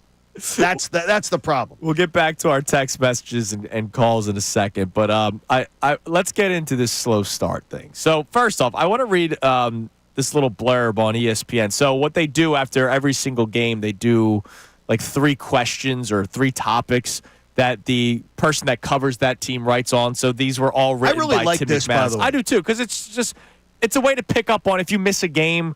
They do it for every game. So Sure. like Bucks Panthers, like if there's something And that these you guys are missed- embedded. Yes, So embedded. you're getting good information and stuff. So there's a question and 2 topics, or I guess technically 3 questions. There's only one of them has a question mark on it. Can the Eagles run the table? Most surprising performance and the biggest hole in the game plan. These were all written by Tim McManus. So can the Eagles run the table? The Ravens game was their most difficult test on paper, and they aced it for their 8th consecutive win. They have a couple of formidable opponents remaining on the regular season scheduled in the Steelers and Commanders, but there is a chance they'll be favored in every game the rest of the way, especially considering 4 of their next 5 contests are at home. The next one, most surprising performance, and you're going to love this one. Edge rusher Nolan Smith, the second-year player, stepped up in the team's first game without Brandon Graham, posting a sack, 8 tackles. I didn't realize it. 8 Now tackles. wait a minute. This is bust. This is the Nolan bust, Smith. man. This is the bust that people were Yeah. calling him. And he also had a tackle for loss. The Eagles applied steady pressure on quarterback Lamar Jackson and limited the top-ranked offense to just 19 points. I love that one for Nolan Smith. Nolan Smith, the slander again. I was on it with Jordan Davis yesterday, and I'm on it again today with Nolan Smith. The slander that went his way after a rookie year where he got saddled with Sean Desai, Yeah. who didn't know how to use him and deploy him. The thing that bothered me most with Nolan Smith is he would beat his guy off the edge. He would fall off the quarterback. He never finished the play. That was my biggest thing with Nolan Smith last year. And the one thing is that he was always a guy who could find a way to finish. And he's doing that now And this he year. is. I mean, And 8 tackles in this past game. He has a defensive coordinator this year that understands. Yeah, He played for that Kirby helps. Smart. He now plays for Vic Fangio. We're talking about adults in the room. Right. Guys, and that's not saying that Desai. Desai is a dope or anything. It's just saying that he doesn't have the pedigree of these guys. Right. Now, the last one, biggest hole in the game plan. That leads to our discussion about the slow starts. The Eagles opened the game by mixing in targets to depth receivers and backs before homing in on running back Saquon Barkley and wide receiver A.J. Brown. That played a part in why they got off to yet another slow start offensively. Philadelphia was blanked by the Ravens in the first quarter and has the fewest points league-wide in the opening frame this season. Do you guys know That's how many so points pathetic. that is? In the first quarter? Yeah. Total. 13. Nah, more than that. More than that. 18? Close. 17. The Eagles have scored 17 total points. That's so pathetic, and they're still 10-2. They're still 10-2, And the which thing is is, amazing. I'm telling you, whatever. You remember George Costanza when he was out of a job and he wanted to go work for the Yankees? Yes. And he said, you know what I'm going to do? Whatever my instinct is, And do the opposite. I'm going to do the opposite. And then he goes over and he goes right up to the girl and he says, hey, I live with my parents and I'm unemployed. And she goes, you are so honest. Yeah. And I'd love to go out with you. It's that I think what the Eagles need to do is honestly take whatever they come up with as a script and go opposite. And it's not. I'm not trying to be a smartass. It's that do something different than what you're doing, because whatever their instinct is, it's been wrong over and over again. It really has been. It's so wrong. But then it leads to the question, would you rather them come out the gate hot, or do you want them to get better as the game goes on? Yes, I would. Okay. Yes, I would like them to come out of the game hot, because you know what I might end up with? I might end up with a fourth quarter with their feet up. Yeah, that's true. And that's what I want. That's what I really want down the stretch, is to see Sunday afternoon. I want to see Kenny Pickett for 2 series. That'd be nice. I want to see some of the other defensive players getting in there. I'd like Jalen Carter to not have to play every snap. Yeah, that'd be nice too. Yeah. And look, this is not, let's just bash Kellen Moore, because here's the deal. We're not bashing it, but their plan has sucked out of the gate. It really has. It's the worst in the NFL. It's the worst in the NFL. The league worst total points in the first quarter, league worst average in points in the first quarter. I think it's 1.4 is what the math ended up turning out to be yesterday. I mean, it's honestly, it's horrible. Like, let's be big boys and big girls. It's horrible. It's bad. When you're dead last in something, that means it's pretty bad. Yeah. But they do adjust. And here's Nick Sirianni yesterday talking about Kellen Moore always finding a way to adjust. I know Kellen will adjust to how the game's going. I think him and the offensive staff have worked so well together. He's got Doug here with him, who's been with him a long time. I love the relationship that Kellen and Kevin Patullo have. Kellen and Stout and Amo. And Kellen's just done a great job of using the guys we have, using the players that we have, building relationships with our players, that are his players. And, man, he's done a great job. And he's very in control in the game of how he calls it, has a feel for how it's going, what he should do in certain moments. I've been very impressed watching Kellen call and lead the offense. All of that is true, and all of that is great. But seriously, something about these first quarters need to change. They man. really do, and it's whatever their plan is. It has not been good. Now, I don't think paper. it's gonna cost them yet, right? Like, I can't. Look, they're on an 8-game winning streak. So I remember we had a texter a couple of weeks ago that was like, "Oh, I'm still worried about the slow starts." I'm like, "Well, they're winning." It would just be an added benefit if they could start scoring early on as well. Yeah, and the postseason is the time where I think people are looking at, well, if you match up with a Detroit in the NFC Championship game and you get down 7 or 10-0 at Ford Field. The Bills, well, in a Super Bowl. I mean, we'll cross that bridge when we come to it. No, but I mean, hey. But that's when the games get bigger, I think that's a problem. Now, there's a theory that's been floating around out there that Nick Sirianni is involved in the planning of the scripted plays. I think he is. And then Kellen Moore adjusts. So is it Sirianni not being able to get it done to start the game and then Kellen Moore making up for it for the next 3 quarters? I think here's the only thing why I would say I'm not buying that theory is that some of the stuff that I'm seeing, and remember, I spent last summer being dork boy for Kellen Moore's offense. Yes, you were. Total dork. I see a lot of stuff that's Kellen Moore style right out of the gate.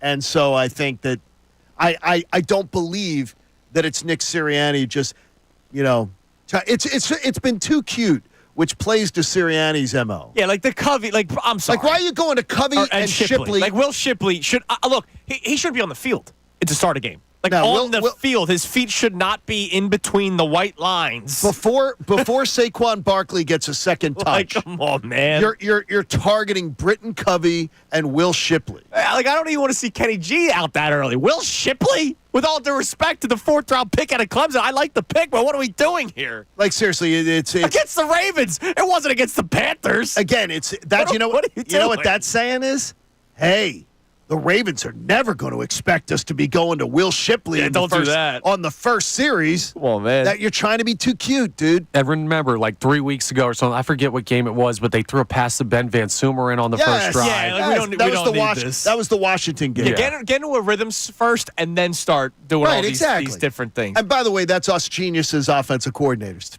Come on, man. Little disclaimer. Come on, man. That's our genius offensive coordinator. We live this, Johnny. We live this. Hey, when you're the worst in the NFL, we're allowed to talk about it. Yeah, it's all right to be criticized.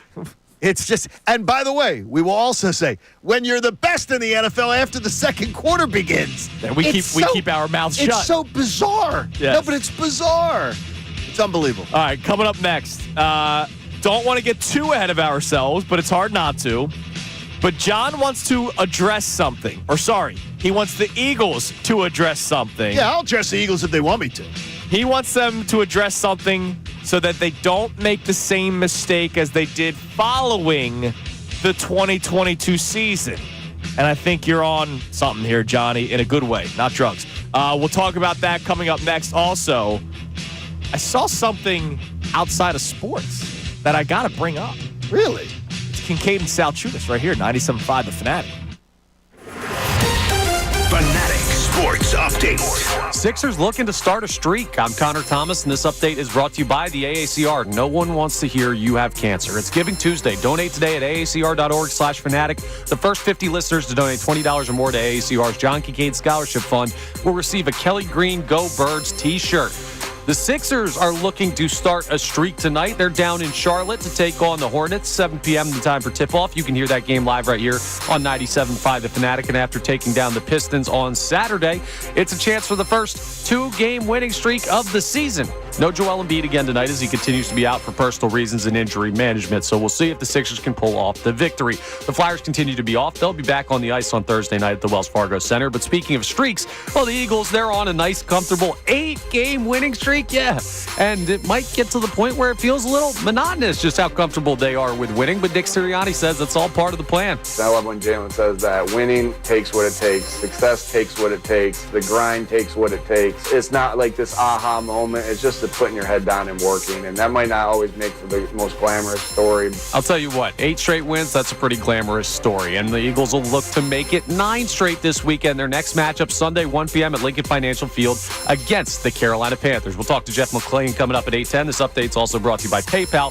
Get exclusive cashback offers in the app, and with the PayPal debit card, stack 5% more in your chosen monthly category on up to $1,000 in purchases. Don't just pay, PayPal. I'm Connor Thomas for 97.5 The Fanatic. Mike Missanelli.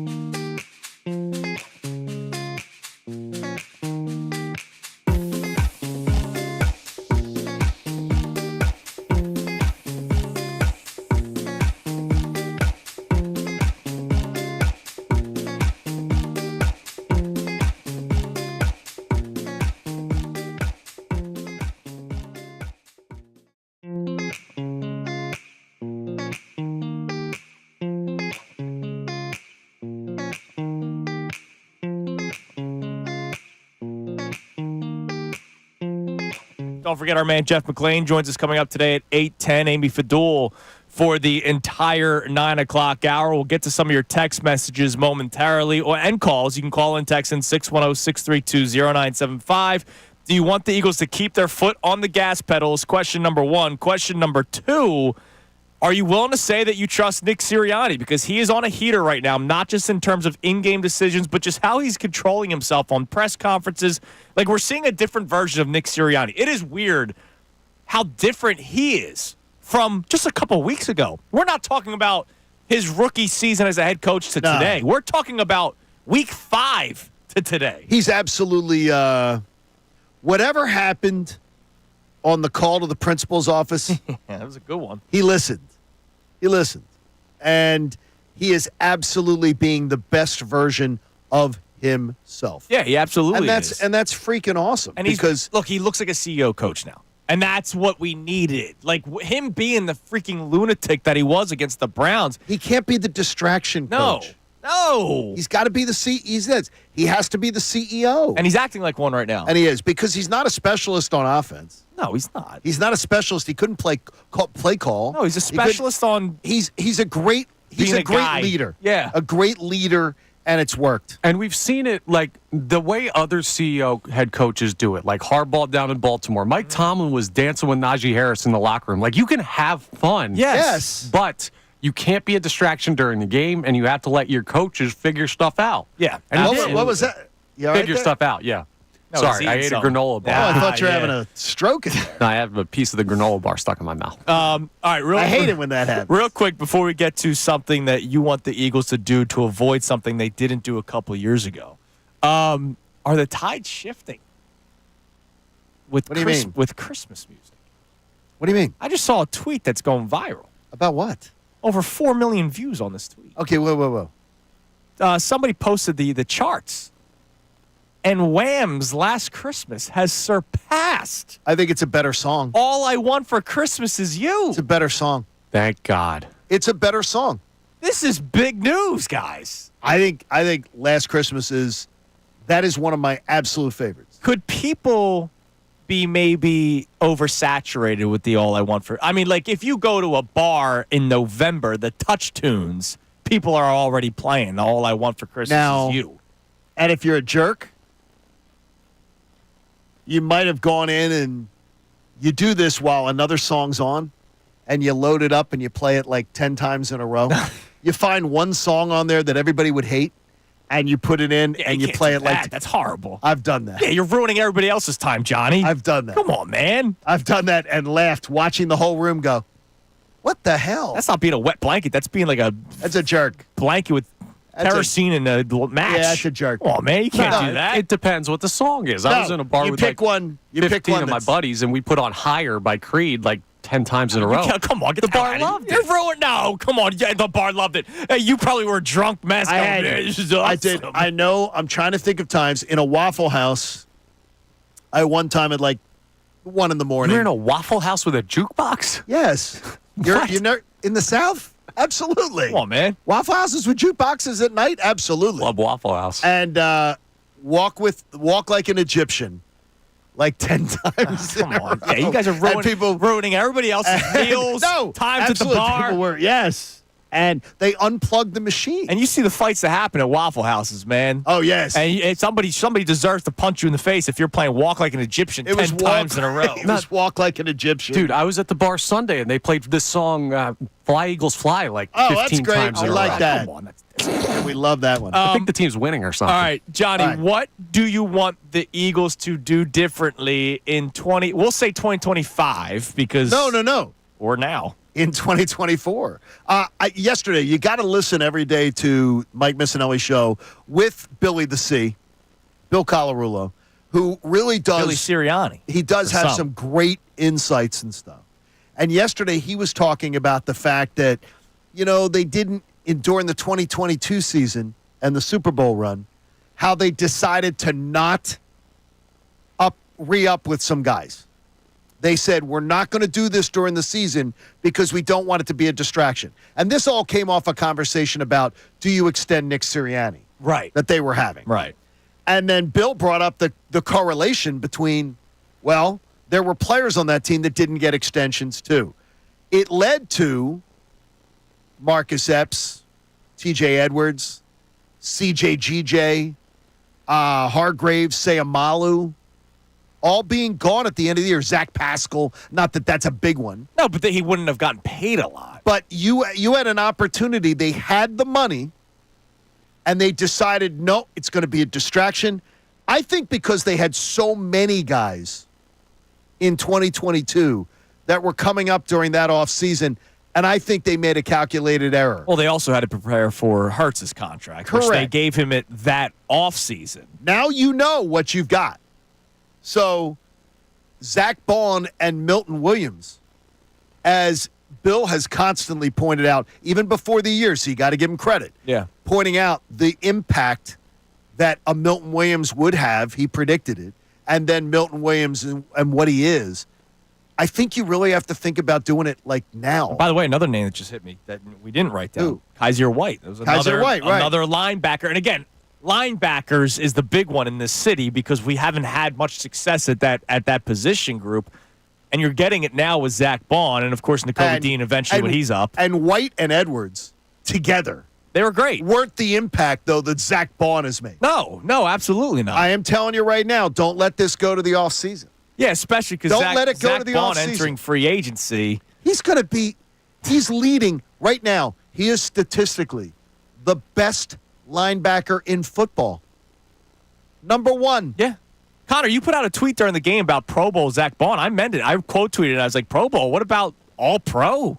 I mean, this guy could legitimately be an All-Pro. Right now, he is the statistical top linebacker in football. And he's starting to get recognized nationally, which has been cool. These Romo and Nance have talked about him a lot the last couple of games that they've called. I say do not let this go, and I understand it. The Nick Sirianni thing, let it go. You don't need to give Nick Sirianni an extension. You give him an extension this offseason, and he's going to get an extension, and he deserves one. Get him an extension. But for the players, don't let this go to chance again. Now, you're not going to keep all of them. Like, going back to that list in 2022, like Javon Hargrave got paid. Javon Hargrave was never coming back. No, he got a huge contract from San Francisco. And he was never coming back to begin with. That's the only one on that list, though, that I would go. Well, Sayamalu got a good contract from the Steelers as well, but then it goes back to Mekhi Becton. That's right guard. It's the same position. It's right guard. You've had a carousel since Sayamalu left. Right? Yeah. So do you want to have consistency and keeping Mekhi Becton, who's played very well and is going to get a payday, or are you going to the guy that you drafted in the third round just last year, who was originally going to be the starter this season, but Becton beat him out for the job?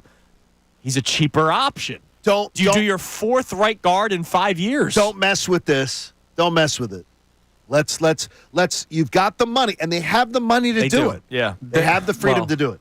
In theory, but there are going to be teams that overpay to get these players on their team. Well, that's why you do it now. Yeah, that's why you now say have to two to tango. Zack Baun would have to also agree to it. And Zack Baun, by the way, has been nothing but publicly how much the Eagles giving him the opportunity. Loving it here. Oh yeah, you come in with a good. Sure. You come in with a good number on Zack Baun. I believe you will have him. Yeah, I think so. I believe you will get him. I just wonder how much continuity is unfair to expect. Like every team goes through a certain level of turnover, and while the Eagles had to this past year because of the collapse, I think they've been a largely continuous organization. They have been, and look at all the key pieces that are locked up. Exactly. The two wide receivers. Oh my God, yeah. Saquon for 2 more years. Jalen Hurts. Then you go on the offensive lineman. You have a lot of continuity. But the thing is, Connor, the only thing I'd say is you've got the money to be able to get a Zack Baun or a Milton Williams, by the way.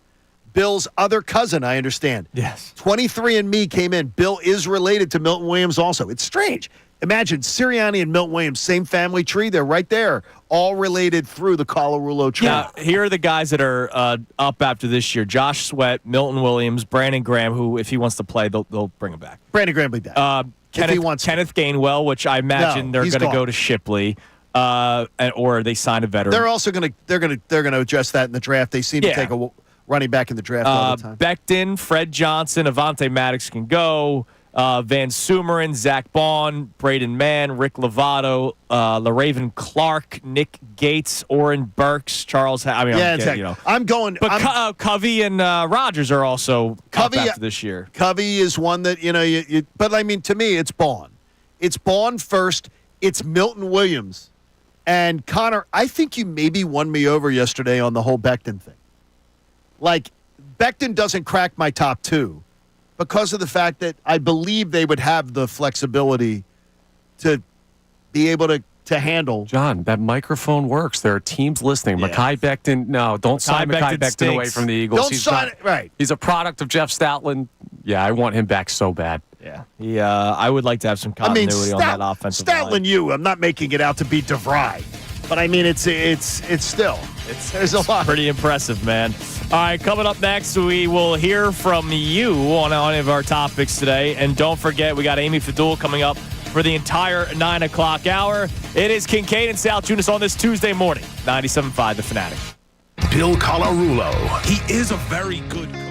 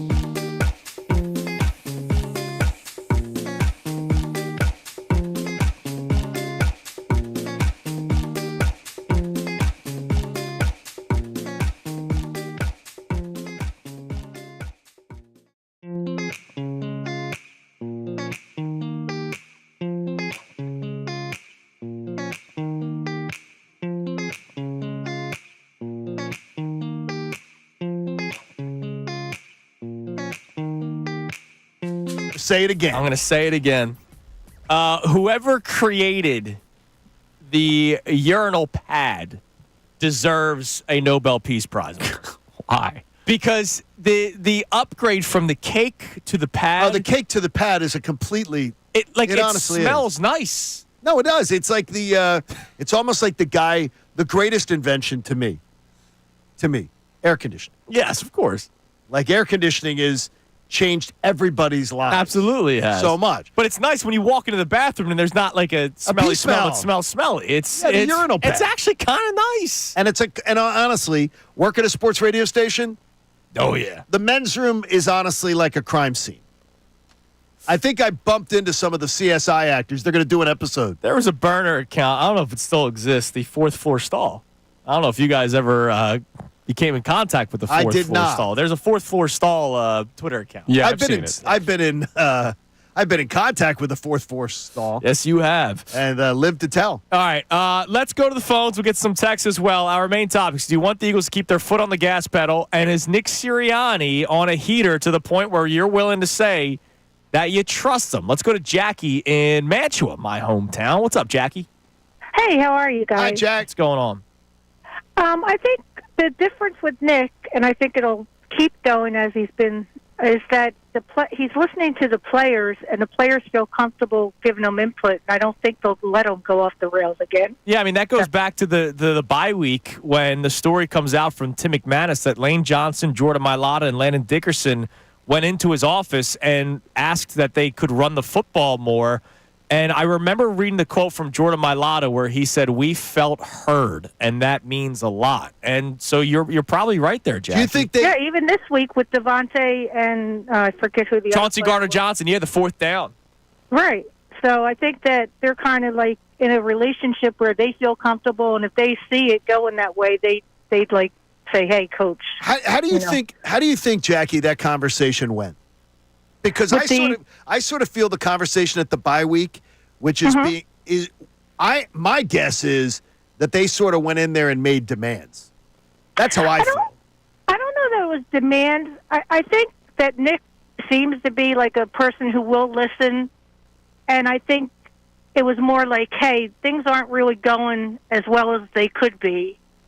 That's a good You point. know, we kind of think this. I don't think you go in with like, hey, this is the way it's got to be. I wouldn't do that if I was employed.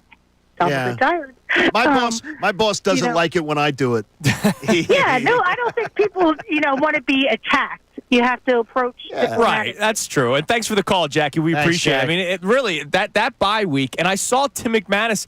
Look, I've been saying it for a couple of weeks now that was probably the biggest, the week 5 bye, John, which we all hated. We hated it. We hated it when it came out, when the schedule comes out. Oh, man, that's an early bye.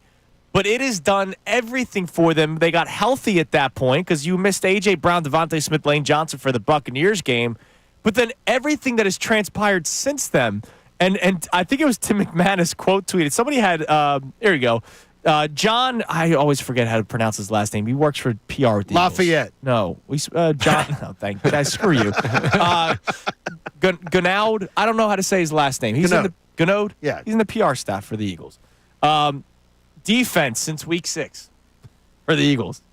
Ready for this? Yeah. Hunker down. Since week 6, the Eagles, first in defensive points allowed, first in total defense, first in yards per play allowed, first in passing defense, first in yards per pass allowed, first in 3-and-out percentage at 44.2%. So what are they not That's doing wild. well? First in sacks, first in sack percentage, first in forced fumbles, second in passer rating. They really fell off a cliff guys, there. be better. Third in third down defense, fifth in rushing defense, fifth in takeaways. That's absolutely. That doesn't seem real. No, it doesn't. Considering they were 30th in the NFL last year in points allowed. And Tim McManus quote tweeted and said the Eagles had the greatest bye week of all time. It's truly incredible. Honestly, no, it is. It's incredible. Is there an ESPN Sports and information on that post bye week success? I will promise you this: if this season ends in a parade, or if it even ends in a Super Bowl berth, we will be talking about that bye week in historic fashion.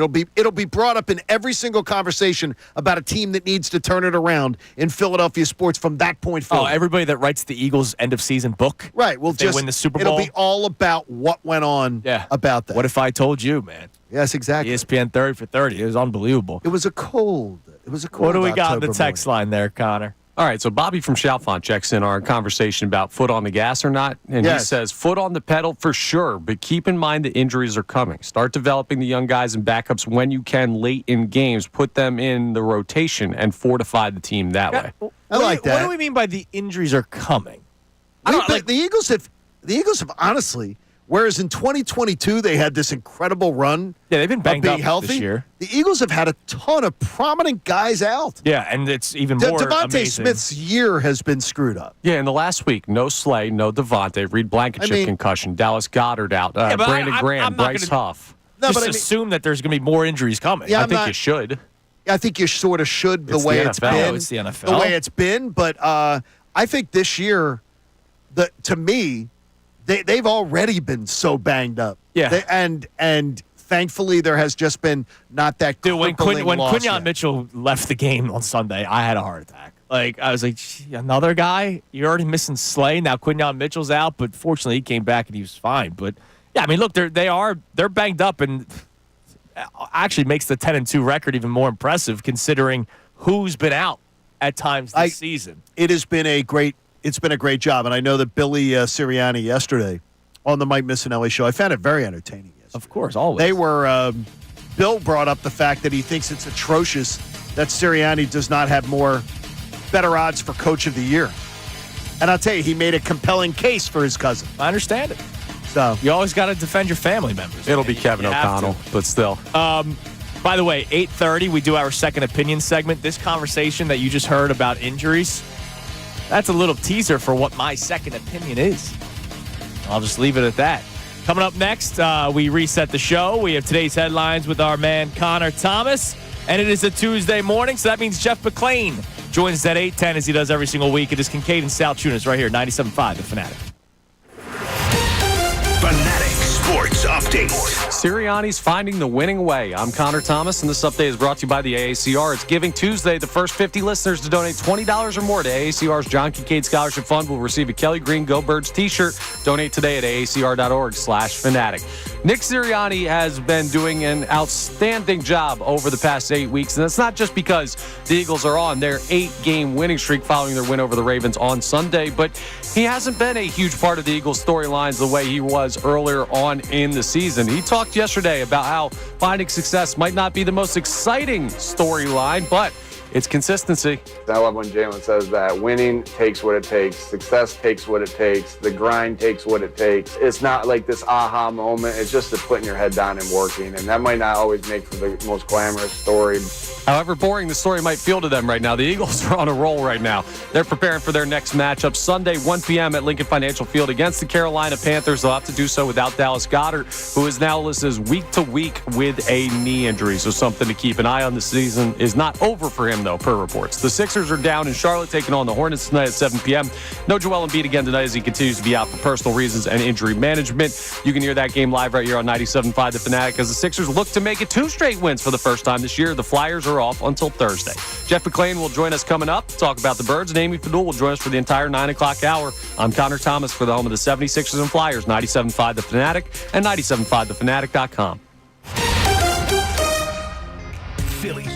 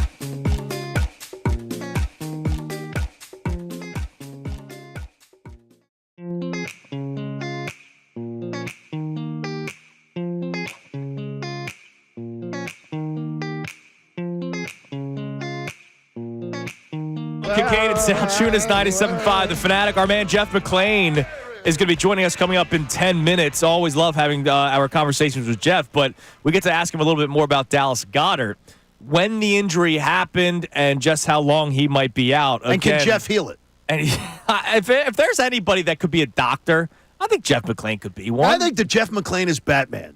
Yes, you are onto something there. I think I may be onto something. Like when we say hello to Jeff, we go, "Hey, Jeff." Hey, guys. So he mentioned that Dallas Goedert's knee injury wasn't deemed serious upon initial diagnosis. He'll undergo further testing today, but the team is hoping for just a sprain. And then he followed that up 7 hours later. After an MRI, Dallas Goedert's knee injury will likely sideline him on a week-to-week basis. Goedert could be a candidate for short-term IR based on his recovery, but the injury isn't season-ending. So we'll talk more about that with him. Also, Reed Blankenship, he left the game early as well. Concussion. Because of the concussion. So I think you can almost assume that he's out. That he's out Sunday against the Panthers, yeah.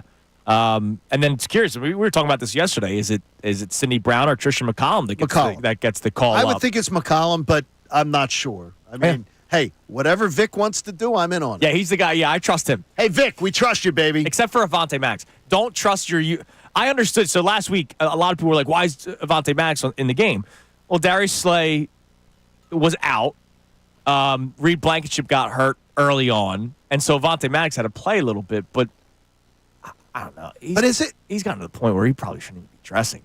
Isn't it amazing, though, what has happened in the fact that we had Slay out for one of the biggest games of the year again, and the secondary didn't seem to really pay the price for it. No, it's unbelievable. They were great. Isaiah Rodgers had a very good game. Isaiah Rodgers did, and in fact, how did I award him? I did not.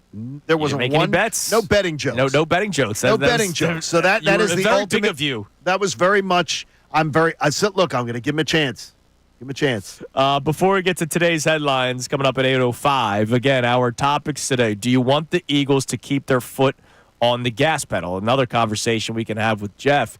And this is about trying to get the 1 seed, or if you just believe in best practices, and that's continuing doing what you're doing, continuing doing what works, even though that means Saquon Barkley carrying the ball, 25 times. And obviously maybe you drop that a little bit if it looks like the 1 seed is out of your grasp. I'm telling you, by Friday morning, I'm going to have my answer on this, because I truly believe we'll know by Friday morning what we're talking about. So what you're saying is, all right, Friday show, all done. I mean, seriously, Friday morning. So we can record the Thursday promo. We're going to know. We're going to know what it is. I mean, we're watching another team play with the Eagles still having 5 games left on their schedule. It's amazing.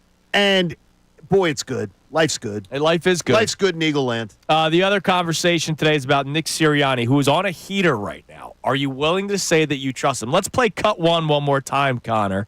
Here was Nick Sirianni yesterday. He was asked about how he has handled himself during the times of troubles when the Eagles struggled, obviously, last year down the stretch.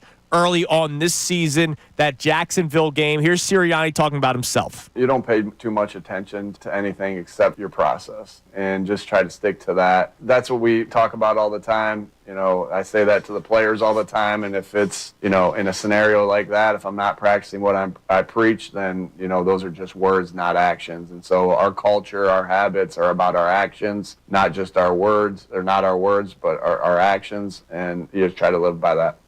I think he has talked the talk and walked the walk. And I think that's what it's about. And I think it's congratulations to Nick for doing it. And that's why we said he's on a heater, not just his in-game decision-making, but just how he's been handling himself during press conferences. He's been doing a great job. All right, Jeff McLane joins us coming up at 8:10, but it is time now for today's headlines with Connor Thomas. Today's headlines with Connor Thomas. What do we got? What's up, boys? So we haven't talked about this on this show in depth, but there was an event following the Thanksgiving games, not the firing of Matt Eberflus, but Jahmyr Gibbs posted a video on social media with the Lions' offensive checks at the line behind him on a whiteboard. Yeah. No, he did not. Oh, you haven't seen this? No. Yeah. So this happened. This happened on. So after the Thanksgiving, I was in the. Yeah, it's been a busy holiday weekend for a lot of people. Here's the questioning following the game by media. They asked Dan Campbell about it. Gibbs, he had a social media post where there was a bunch of plays or partial calls on the whiteboard behind him. Is that something where you need to just remind a player to be smart about what they're posting on social media? Is there anything Who's that? I believe Gibbs posted a photo of Jefferson with a bunch of lingo on the whiteboard in the running back room behind him. Oh, I didn't know that. Did not know that. Okay. Yeah, I need to check on that then.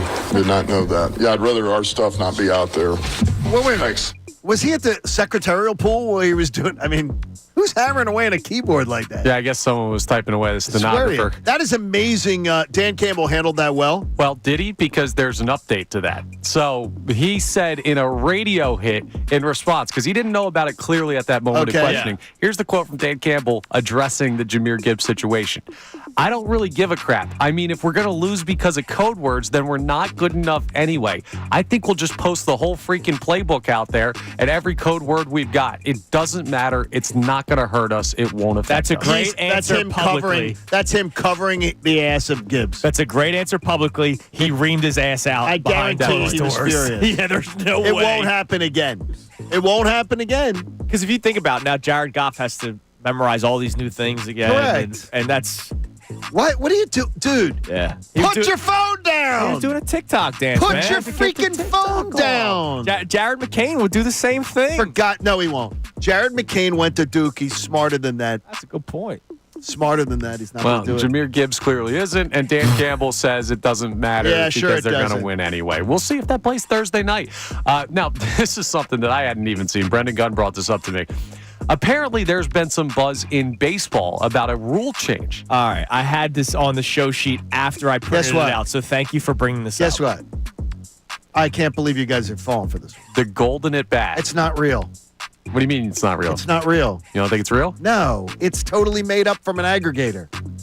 I listen. Guess what, though? People engaged with it. I think 10 million people engaged with it. There are quotes from Rob Manfred in the story, so I guess they just completely made that up. I think they in the New York Times. Yeah, I was going to say I don't think that's fake. No, but I don't believe. I think it's the way it was brought up was, could this be something that they would ever do? Tell it again what it is. All right. Because guess what? People loved it. I think. No. Dude, I will tell you right now. So this is you would hate it. Here, can you read what is in red pen so that you see it? My chicken scratch. I saw a proposed rule for Major League Baseball. If they go through with it, I may stop watching. You'll never stop watching. But let me tell the people what I'll say it is this. first. Yes. I would watch the Phillies, nothing else. Okay, so the idea is this golden at bat, which is basically broken down to at any point in the game, you can pick whatever player you want from your team to take the next at bat. You can do it once. So, for example, if the Phillies had a situation where it's like the ninth inning and there's bases loaded, they could put Bryce Harper at the plate even if it's not his turn to bat. So it's a celeb shot for Major League Baseball. I would stop watching baseball. I'm not joking. Like, I would watch the Phillies. It's not MTV's rockin', what was it? They used to play the baseball game, the softball game. I know what you're talking about. Yeah, I mean, that's what it is. Like, imagine this. Like, Ohtani bats, right? And he gets out. You know what, Shohei? Stay up there for another at-bat. Right, You just saw the pitcher, so now you got some information. Why don't you try again? This would be I hate the kickoff that the NFL has implemented. It hasn't necessarily drastically changed my life. I just hate it. This changes this is stupid. If this were to happen, I would stop. And I like watching games, Orioles, Cubs. Like, I'm not just a Philly. Phillies are my favorite team, but I watch every single game as much as I can. I love baseball. I would stop watching. It's too gimmicky. That would be really gimmicky. It'd be stupid, but it would help the Phillies more than most teams. He had talked about speculative changes to the game that had been run across the commissioner's desk. Yeah. And ideas that people have thrown within baseball have discussed, and this was one of them. Yeah, it's never going to happen. I don't think it's ever happening, but it was actually discussed among baseball people. Would this be something you'd do? I think we're all out. Salciunas won't watch? No, I'd be out. I would be 100% out. What are you going to watch? What's your show? General Hospital? General Hospital. You can watch. Young and the Restless is good, too. All right. You may be more of a Young and the Restless guy. I'll watch those shows over Major League Baseball if that were the case. All right, good job, Connor. I think Genoa City's more your speed. Okay. Port Charles is a little rough for you. Yeah, I don't want to mess around with the ports, All right, we'll have our man Jeff McLane. I'll be in Port Richmond this Saturday. That's what I was thinking of. I'm actually literally going to be in Port Richmond this Saturday. Sonny Corinthos will not be at your appearance. No, it's not an appearance. It's Dad's birthday. Oh, it's Dad's birthday. Yeah, your adopted father's birthday. I didn't get invited to my adopted father's birthday. Well, there we go. You weren't there at Thanksgiving either. It's amazing. We're easing you in a little bit, Johnny. That's all. All right, so you can text in. You can call in at 610-632-0975. Do you want the Eagles to keep their foot on the gas pedal? And are you willing to say that you trust Nick Sirianni? The guy has been on a heater recently. He has. In game, but also as the CEO head coach. And it is okay, Johnny, to give credit where credit is due. A lot of people seem to have problems with that sometimes. No, he deserves it. He deserved every bit of critique that he got. But he also deserves the praise for the job that he's done. Absolutely. You know who we always praise? Jeff McLane. Batman? Yes. Let's head to the Comcast Business Hotline. Every day in business, a big day. Let Comcast Business help you move forward with what's next. And by the way, I experienced a new look of Inquirer Sports where fans can read, watch, and listen to their favorite reporters and columnists. Go to theinquirer.com/sports. As sleek as Jeff McLane's clothes on Sunday. Jeff, what's going on, man? Hey, guys. Good morning. So let's start off. We're going to have you as a caller. Jeff in Philly, you're on the Fanatic. Do you want the Eagles, or should the Eagles, I'll ask you as the great reporter that you are, should the Eagles keep their foot on the gas pedal, trying to get to the 1 seed, or even if their 1 seed is out of reach, still playing it the way that they've been playing in hopes to at least sit Week 18? But that means Saquon Barkley's still getting 25 touches. That means bringing some guys back from injury that could probably use an extra week. Should the Eagles keep their foot on the gas pedal? Well, I'm not going to give you an opinion because it's not really kind of how I feel about the Eagles. But what I will tell you is that they will keep their foot on the pedal. I mean, the number 1 seed is too important, and quite frankly, I'm not really sure why it's much of a question. And you have 5 games to go. I mean, so I maybe you ask that the last week, and I don't know. Even then, the probability would be so much higher that you would get it, that you would obviously keep the foot on the pedal. So, to me, I think it's not much of a question. It seems as if the Lions are perceived to be the best in the NFC. You watch this, you admire it. What have you believed? How much of the Eagles either closed that gap or maybe exceeded? Again, I don't watch the Lions every day, so sure. I'm not really sure. I do know that the Eagles, answered some questions this past weekend. I mean, they beat a good AFC team, one of the better offenses in the league. The Ravens' defense hasn't really been quite up to the standard that they've set there before. But to go on the road and beat Lamar Jackson and Derrick Henry and that explosive of an offense was impressive, and the match to physicality. So, look, they're definitely clearly in the conversation to win the number 1 seed. If you're saying that, obviously that puts them in the conversation to be a Super Bowl contender. They still have some time left here. There's still some areas of concern if you want to nitpick. I think the offensive slow starts have become an obvious problem and something that you get concerned about. Thankfully, the defense is playing so well that they never got further than 9 points behind versus the Ravens. But it was quite possibly that could have gotten out of hand, and all of a sudden you're playing a different game. Going into that game, I thought it was going to fall a little more on Jalen Hurts and having him to drop back and throw a little more. But the Eagles never really kind of let the Ravens get away from them, and they were able to kind of stick to their plan and eventually wear them down. And as we saw, Saquon Barkley broke through and scored a touchdown. So it's a good team, clearly. I think they'll say, there's areas that they need to work on too as well. Jeff, can you walk us through what happened to Dallas Goedert and what it will be happening to Dallas Goedert? We saw you reporting yesterday that he could go on a short-term IR. I don't even remember when he went down, full disclosure, during the game. Okay, so can you just kind of walk us through what's going on with Dallas Goedert? Yeah, it looked like he kind of landed on his knee, and they thought that it might have been a bruise or a minor sprain. And then he underwent further testing and MRI, and then it kind of came back a little worse than they had anticipated. So now it's, we are labeling it week to week, but it's quite possibly that he could go on short-term IR, depending on how things kind of shake out here over the next few days, which would then kind of keep him out for four games. at the very least. They're hoping maybe just kind of like a week or two, maybe 3, and then you get him back on the 4th. Goddard's going to be out a little while here. Jeff, in 2022, Howie Roseman made the decision to not re-up players during the course of the season, and he didn't want a distraction. As I go back and read some of the stuff, he didn't want there to be any distraction. They've got some salary cap space. They got the ability to move. Do you think we will see anything done with a Zack Baun or a Milton Williams? Do you think that's on Howie's radar this time around? I mean, I think it's certainly on the radar, but yeah, I mean, I would, that was smart of you to go back and look at, because for years that was the Eagles' MO. That was the way that Joe Banner had done it for years. Try and get these guys in season, maybe when the leverage is a little bit more on the team side. And then Howie kind of followed suit with that, and you saw him do it. There were a few of those deals, I think, that he may have gotten a little burned on. I vaguely recall what happened with Brandon Brooks. Right. That was another one they kind of did in season, and I think they regretted that one a little bit. Brandon Brooks obviously was a very good player and earned his extension, but I think that was one that probably jumped the gun a little too early on. So I think that's why we're seeing, the last several years of the Eagles, guys that you may think that they would want to do that in season. You mentioned Zack Baun, Milton Williams. I think Mekhi Becton is another one that you throw into that category. I'm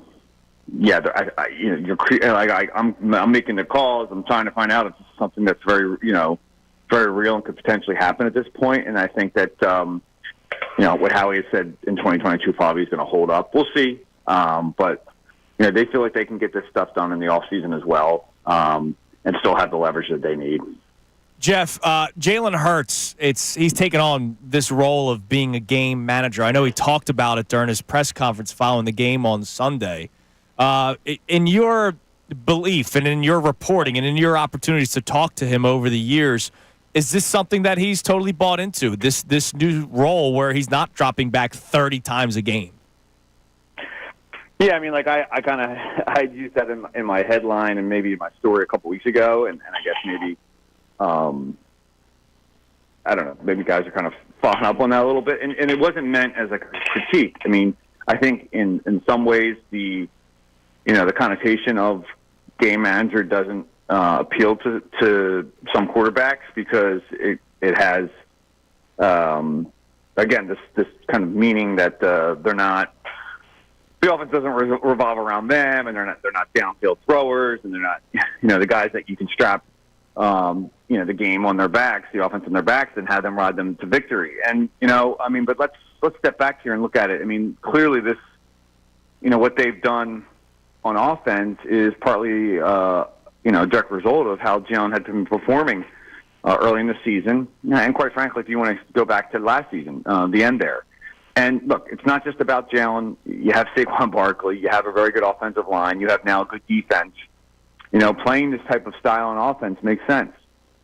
But that being said, to answer your question, I don't think Jalen. I don't think he really cares too much about the labels. I think, I think what Nick says to some extent is true. I think Jalen just wants to win, right? And he'll do what's necessary to win. And right now they're winning. So, there's nothing for him to complain about. Not that he would publicly, but, if things weren't going well, then you'd probably have to see a little more in Jalen. And quite frankly, he's done it before. It's not like he can't carry the team on his back in terms of his arm. And he has had to make big throws, and he'll continue to have to make big throws. But, in terms of the offense being one that relies on him to, in the drop back game, I don't think that's it right now. And quite frankly, I don't know if that is the way the Eagles want to play it. When you have Saquon Barkley and you have this run blocking offensive line. Jeff, listen, man, we appreciate the time as always. We hope you had a nice Thanksgiving and gearing up for the holiday season. We appreciate it as always, and we'll talk to you again next week. Thanks, Jeff. All right, guys, talk to you soon. There he's Jeff McLane on the Comcast Business Hotline. Experience the new look of the Inquirer Sports, where fans can read, watch, and listen to their favorite reporters and columnists. Go to inquirer.com/sports. All right, coming up next, we have our second opinion segment, which is something that we do every single Tuesday.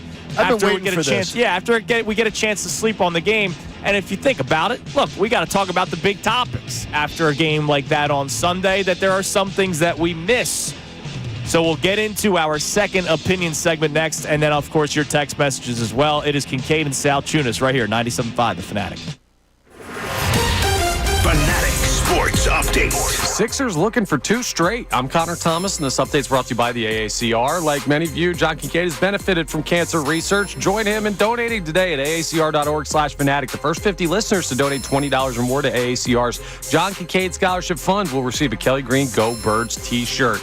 The Sixers are looking for their first 2-game winning streak of the year. Yeah, believe it or not, I know it is December, but that's all right. I mean, listen, the Sixers are down in Charlotte. They're favored in the game, taking on the Hornets tonight at 7 p.m., so we'll see if they can put that together. You can listen right here on 97.5 The Fanatic. No Joel Embiid again tonight. Continues to be out for personal reasons and injury management. The Flyers continue to be off. They'll be back on the ice on Thursday night at the Wells Fargo Center.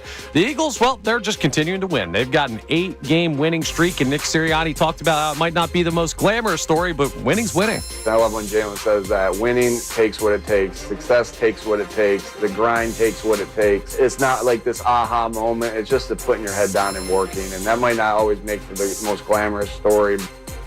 No, it might not, but hey, 8 straight is still pretty darn good. Dallas Goedert is now listed as week-to-week with an injury that he suffered, a knee injury, rather, against the Ravens. So we'll keep an eye on that. Amy Fadul will join us for the entire 9 o'clock hour coming up. This update's also brought to you by the New Jersey Division of Highway Traffic Safety. Did you know that driving under the influence of marijuana is illegal? Drive high, get a DUI. A message from the New Jersey Division of Highway Traffic Safety.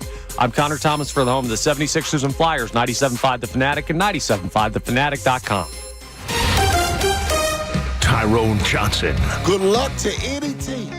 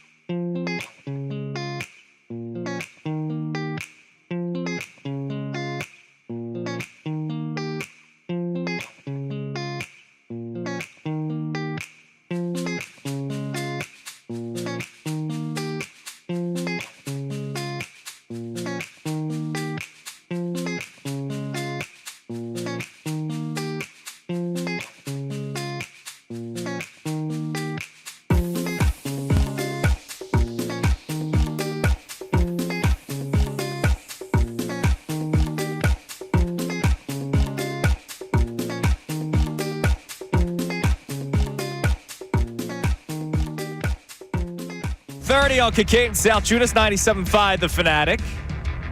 All right, this is what we do at this time every single week. And, oh, by the way, don't forget, speaking of doing every single week, we have Jeff McLane, Tuesdays at 8:10. So you'll be able to hear that on 97.5thefanatic.com. And Amy Fadul will be joining us coming up for the entire 9 o'clock hour. I love our Tuesdays. Tuesdays, you and I have an equal disdain for Tuesdays. Yeah, it's But our least favorite day of the week. With Jeff, our second opinion segment, and Amy, like the second half of our show kind of flies by. Yeah, and it's fun. You know what? Tuesday's growing on me a little bit, Johnny. It's growing on me like a barnacle, but it's all right. Tuesdays are all right. I've just never been a fan of Tuesday. I agree. It's the worst day of the week, but it's growing on me. All right, it is time now for our second opinion segment. You might not always agree with what you hear. Sometimes you need a second opinion. Brought to you by the consultants in medical oncology and hematology. Tell us about them, Johnny. Yeah, they're great folks. The Sprandios and all the crew over there at CMOH, they gave me my life back in 2023. Glad I met them. And if you need them for a first or second opinion, count on them. Well, I'm going to let you start. Okay. I have mine. I just want to quickly double check, do some fact checking real quick. All right. Little fact checking? Yes. I'll go with mine. Stop getting cute with the Eagles' offense. Here's the problem. In the first quarter, when they are the worst team in the NFL, 32 out of 32, every single first down. How about this week against Carolina? Every single first down that the Carolina Panthers know exactly what's coming. A Saquon Barkley run every freaking time and see if they can stop it. Against the Falcons, every single time you gave him the ball in the first carry, first down, it was successful. He was at like 4 or 5 yards a clip. Stop getting cute, because when you ask him to run it after a first down incompletion pass, second down he's not as effective.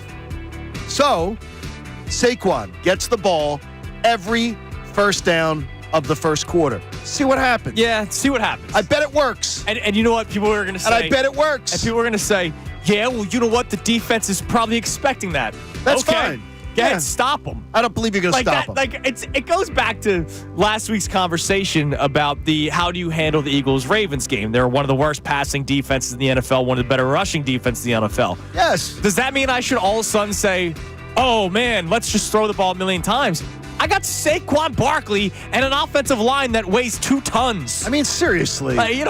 Stop making this complicated. Let's simplify your life. Let's keep on going. All right, Connor, you go now. Oh, I get to go second? All right. Yeah, I told you I'm doing some fact checking. Do your research. Yes. Well, I think the Eagles were luckier than we're going to give credit for this past Sunday. Okay. And it's Justin Tucker. And it's the kicking situation. And I know we say this, well, they forced them into field goals, right? Mm-hmm. Well, I'm looking at a certain kicker who is, this year, 3 for 3 from 20 to 29 yards, 7 for 7 from 30 to 39 yards, 4 for 5 from 40 to 49 yards, and perfect 5 for 5 That's from 50 the Lions plus. Kicker. It absolutely is. How'd you know that? Kicking in a dome. Well, guess what? They're probably the 1 seed, unless they slip up. I would agree with you. It looks that way. And you're probably going to have to go there in the NFC Championship game. And you're not going to get away with forcing long field goals against a team that plays in a dome with a kicker who's been really good this year. By the way, that kicker's named Jake Bates. I look at that and I say it's not a recipe for success. And that bleeds into what Johnny was talking about with the slow starts. You need to play a better, cleaner game against better teams. And the Eagles got luckier than I think we've talked about this past past week. Know what? I don't think it had anything to do with the believe my kicking. math, 7 greater than 3. I'd rather the teams only get 3. And then they gave them the gift 7 at the end of the game, so it didn't affect the game at all. Yeah, it really didn't matter. Guess what? If they had that drive with the field goals, that would have been a drive to win the game, a walk-off touchdown by Lamar Jackson. Could have been. That's the thing. We could say, oh, well, they did all this stuff. Well, and they did. But when the margins get thinner, that's going to matter. All right. Fair enough. What's your research? My research. So this is not necessarily specific to this game, but you know how there's good players and then there's great players? Yeah. And then there's great players and then there's all-stars and then there's all-stars and then there's superstars? Okay. So this is by no means me taking away anything from what Devontae Smith accomplishes in the NFL. He is a star wide receiver. All right. But A.J. Brown is a freaking superstar. And you're just seeing it. They're okay when Devontae Smith misses games. They're not okay if A.J. Brown's out.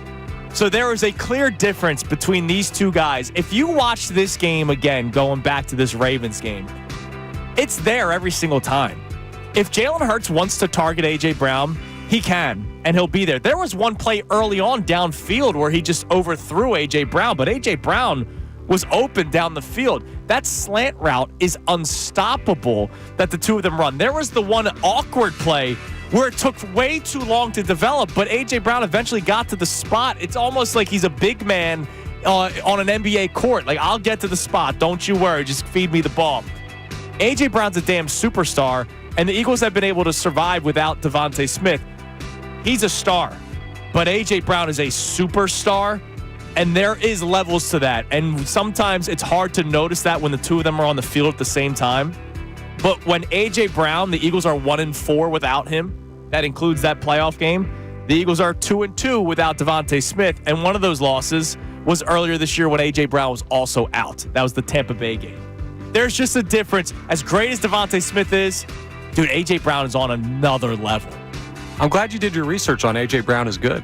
Thank you. I feel bad. I feel bad a little for Devontae Smith for that. And Devontae, I know from getting to, we've had Devontae's family at a couple of events. I apologize if that makes you feel a certain way. How is that? What my radio brother? Because it just sort of. What am I saying that's disrespectful?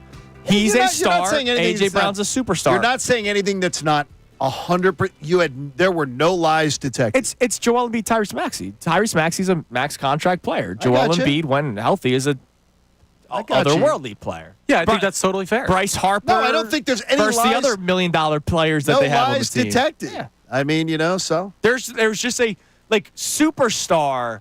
I hate this whole superstar stuff. I know, but it's a tag that's thrown out willy-nilly.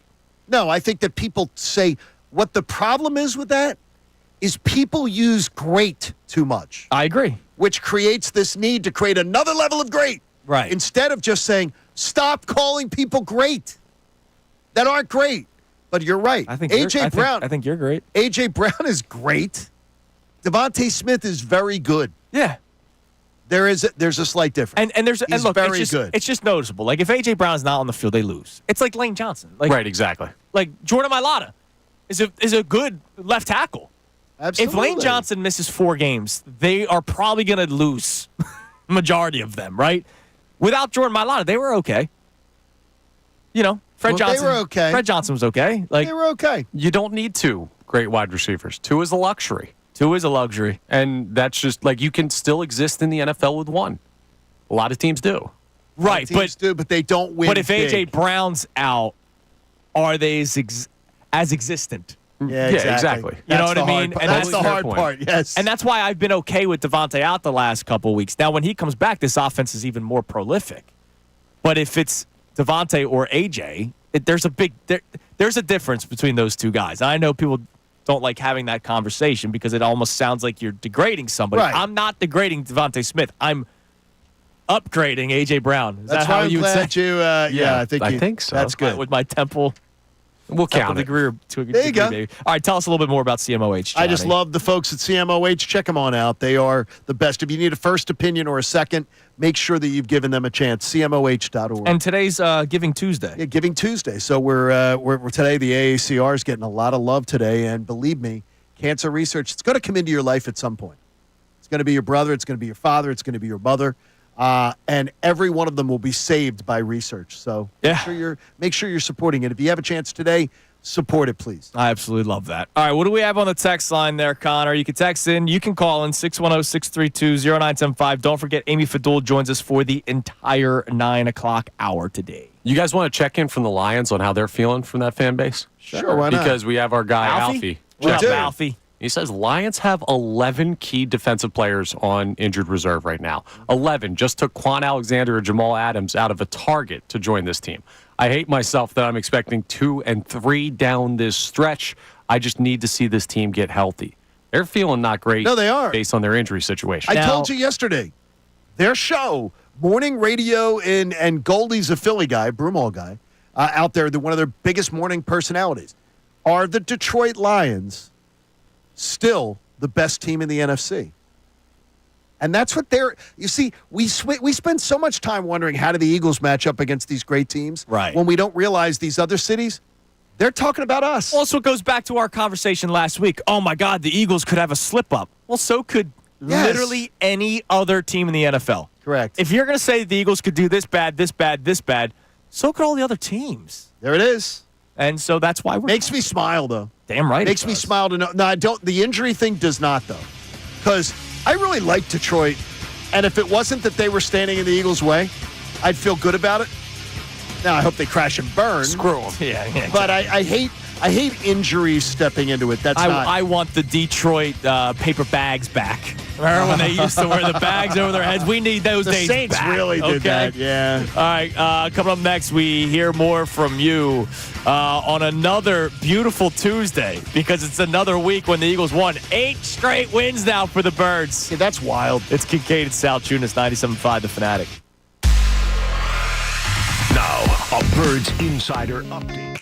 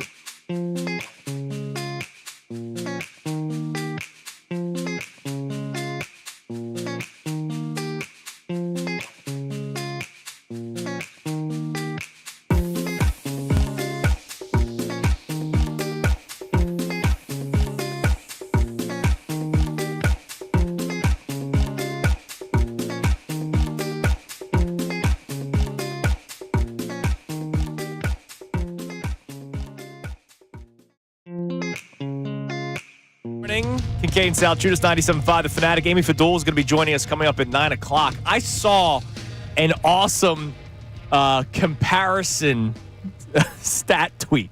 Zack Baun, another linebacker. Oh, I thought somebody was comparing Amy Fadul to like one of the other great sportscasters. Oh, she's one of I mean, one. seriously, we'll get into She's a one knife of fight one. over this. But real quick, before I get to that, Connor, you're a cultured man. Is he? Oh, maybe. I don't know. If I say I'm ready for my close-up, Mr. DeMille, what is that from? I got no idea. Really? No, I don't think it's that. I honestly, It's one of the most iconic I think if you say, lines no, in people film. know that line. Yeah. But I'm telling you, I do not believe that. I think 5 people out of 100 would know the I movie. guess it's from Sunset Boulevard. It's a movie that came out in the 50s. I said it thinking. How could I forget? I thought John would have known it because I watched it at one. Like we had to watch it in one of my classes. Explain at why you Temple. think John would have known. Yeah, that's what I'm are you saying. trying to Because say? he's an old man. That's what he's looking Look at it. Look at his hair. You're He's digging yourself thinking two his holes right now. beautiful hair. He's looking at buddies. That digs myself back But up. now it's his beautiful hair. As long as he says beautiful hair, I'm okay Look, with you it. got a good head of hair. I'll be honest. Oh, man. it's hot. It's hot. I've talked. It's My mother unfortunately lost her father at a very, very young age, so I don't know my genetics because you know how it's your mom's dad or my whatever. mom's dad is supposed to be the one, and my dad, is this too young for the two of you? My mom's dad, when he died, looked like Blake Carrington. You'd have to see who John Forsythe is the actor, but he looked like his hair was like Blake Carrington's. He had a great. Oh, that's a good head of hair right there. Great head of hair. He was also Charlie in Charlie's Angels. That's right. This segment brought to you by Spearmint Gum, the number one gum in the 20s. No, double mint. What year is it? Double mint. No, I wish. Look, I hope I have a good You head hope of you hair. have that hair. I don't know. Yes. My mom's dad unfortunately passed away when she was very young. All right, so we got a tweet from Zach. Okay. He sent it to the station and me. You guys weren't tagged. He must not like you guys. Zack Baun. All right. I love this stuff because sometimes I laugh like, all right, let's slow down a little bit, but why not? Let's have a little fun. Zack Baun has eerily similar stats as Panthers linebacker Luke Kuechly when he won Defensive Player of the Year. Whoa, that's a pretty good one. So the tweet, I don't know where the original tweet was from. Zach just sent it to me. But the question was, should Zack Baun be a candidate for Defensive Player of the Year? So through 12 weeks, Zack Baun, 118 tackles. Luke Kuechly had 102. 6 tackles for loss. Kuechly had 7. Zack Baun, 2.5 sacks. Kuechly only had 1. Zack Baun, 4 forced fumbles. Kuechly, 0. Now, Kuechly had 3 picks. Zack Baun has had 1. Okay. We have not talked about Zack Baun as potential Defensive Player of the Year. Well, I saw where he is now number 1 in linebackers. You in mentioned linebacker. that, yeah. All the he is the best. So should he get at least like a vote? Why not? No? Why? You quickly go no. Why to say that? Because TJ Watt is not of this world. Yeah, how many No, sacks does he TJ have Watt now? is so ridiculous. I think he's up to 24. No, I'm kidding. He's I so don't know, ridiculous. dude, but he's unbelievable. He forces a fumble every game. He recovers the fumbles he forces. He's He's only at 9.5 this year. Down year for TJ. okay. How many? Yeah, fumbles? down here. Like I'll take it. he's He is unbelievable in Connor. That makes a good point. And you see Only him in the 5 week? forced fumbles this year. Only Come on, 5? man. Only 5 for TJ. Actually, Zack You're- Baun has 3, right? Yeah, you're overrating TJ Watt a little bit here, man. He's not going to be 19 sacks like he had last year. I think too is that part of the thing when you get to watch football with your daughter is I believe he's also super cute. Ah, I think that's a big term that girls are using now. So I think he's also considered super cute. So he's got everything going for him. yeah, I mean that works. That Dude, works for him. Good dude, for him. Good for him. Let me see. Defensive Player of the Year. I just want to see if he pops up. So he does pop up on He does? FanDuel. Low though. There is an Eagle higher than him. Jalen Carter. That is correct. So TJ Watt is the clear odds-on favorite at -190. Xavier McKinney's second at +1,700. So it's not even close. But Zack Baun does come in at +7,500, man. Josh Sweat on here. At Oh, come on. +30,000. Come on. That's a good bet if you can get Josh, it. Yeah, it's Josh a good Sweat bet. literally paid them to put him on there. Even though Josh Sweat has had a nice year. He has had a nice year. I'll give him credit. Yes. There was a guy that used to work here in sales. I liked him a lot. Okay. But he was one of the just dumbest bettors in the world. Oh, it's a good value bet. No, he it's would not. put like $10 on a bet that would be like plus 50,000. No, you're peeing your money And I'm away. like, dude, what are you? Dude. Good value, but yeah, the payout would be great if it hit. What are the odds it's going to hit? Correct. It's not going to hit, dude. I honestly, I laugh when gamblers like that. Oh, good. Look, I put $5 down on this 5,500 to 1 bet. I'm like, you're stupid. Then give me the $5. Yeah, just like give it away. Now, the Zack Baun thing is fair. Like the comparison, the type of year he's having should not be lost in that argument. He's not going to win Defensive Player of the Year because TJ Watt's a monster, but he's having an unbelievable season, and it's backed up by when you look at the historical numbers. Yeah, I mean, he's been unreal. He's been great. He should at least get an all-pro nod, absolutely. All right, coming up next, 9 o'clock hour is ahead, which means Amy Fadul will join us for the entire hour. We will reset today's topics, and we'll ask, is one of the topics that we're discussing fair, John? And you know what? Amy will tell us. If we're idiots, she'll tell us. She'll tell us, and that's okay. I like that. She actually sort of likes telling us that. It's Kincade Salciunas on this Tuesday morning, 97.5 The Fanatic. Fanatic Sports Update. Some rough news on Dallas Goedert. I'm Connor Thomas, and this update is brought to you by the AACR. No one wants to hear you have cancer. It's Giving Tuesday. Donate today at aacr.org/fanatic. The first 50 listeners to donate $20 or more to AACR's John Kincade Scholarship Fund will receive a Kelly Green Go Birds t-shirt. The Eagles got some unfortunate news on Dallas Goedert following the win over the Ravens. He went out late in that game with a knee injury. Jeff McLane reported that it's expected to be week to week for Dallas Goedert and potentially even a short-term IR stint, but not season-ending is the belief. The Eagles, well, their season is continuing either way and continuing well. They've got 8 straight victories after their win over the Ravens, and Nick Sirianni talked about how that might not lead for the most exciting storylines, but it's working. I love when Jalen says that winning takes what it takes, success takes what it takes, the grind takes what it takes. It's not like this aha moment. It's just the putting your head down and working, and that might not always make for the most glamorous story. Absolutely not. Necessarily, the next matchup is not the most glamorous one. The Eagles will take on the Panthers this Sunday, 1 p.m. at Lincoln Financial Field, but a chance to make it 9 straight wins. The Sixers are down in Charlotte, taking on the Hornets tonight at 7 p.m. You can hear that game live right here on 97.5 The Fanatic. No Joel Embiid again as he continues to be out for personal reasons and injury management. They're looking to make it 2 straight wins for the first time this year. The Flyers continue to be off. They'll be back on the ice Thursday night. Amy Fadul joins us coming up next. I'm Connor Thomas for the home of the 76ers and Flyers, 97.5 The Fanatic and 97.5thefanatic.com. Mike Missanelli.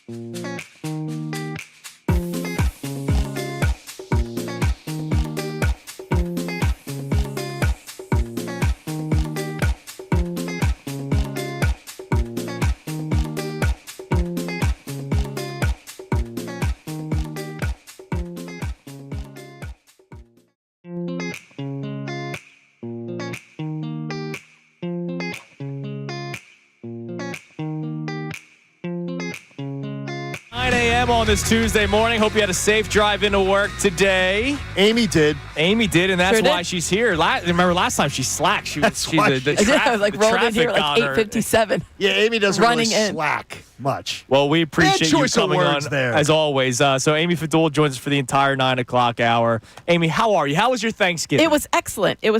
Good time with family. Saw two sides of different families, so it was always fun to see. Well, that's everybody. good. And the Sixers, did they play on Thanksgiving? No, they played No. the day before. They won. And they won, right. And So it it was wasn't a good- overtime. It was a it was a nice, good easy win. Thanksgiving. There was like It's no enjoyable. hockey and no basketball on Thanksgiving because the NFL has gone to the night games. Correct. Yeah, they try to. I think that each league does a good job of not Avoiding. trying to infringe upon the other one. Like Christmas Day is an NBA day, so you don't see a lot of other stuff. Now NFL the doesn't NFL's care anymore. NFL will do whatever it wants. But NFL was like, yeah, traditionally. you can have your cute little games. Exactly. We're still going to Black Friday. Yeah, that's ours now. Yeah, exactly. They're going to find a way Oh, to play hockey, did you football. want Black Friday? No thanks. No, that's There you ours go. now. Yeah, I By should the way, say I didn't two go of the to- leagues care. I didn't go to the Black Friday game this year because every year That was a great as game. every year as a family, we've gone to the Black Friday game. Even when we lived in Atlanta, Yeah. we came up. That's we a would go to the great Black game Friday today, game. this They year. got their teeth kicked in like Black Friday. And we Yeah, said it this was year, bad for a while. we Today, swore this it year was off. really good. This year they had 2 goals in the first 5 minutes. Beach golf mania, Beach man. golf. Now. Wow. Gosh, What a That's player. fun. That's what fun. an app. It is fun. It's We are allowed awesome. to have apparently one nice thing. It Yes. is Matvey Beach Golf. yes, let's keep it going. It's been a lot of fun. By the way, watching them there is play. a lot of. There are 2 to 3 others that are not Mishkov level prospects, but they are high level prospects that are on the way in the next year or two Love that. that are going to just transform things. It's gonna be everybody great. be patient. I keep hearing the Keith Jones has got to make some deals. Get on Danny Briere to make some trades. No. It's like, geez, it's a rebuild for God's sake. I'm just glad that it's back. Amy, It's entertaining. It is. John knows this story. There was a day I was driving into work. It was when I was still doing middays. And it was right around the start of last season.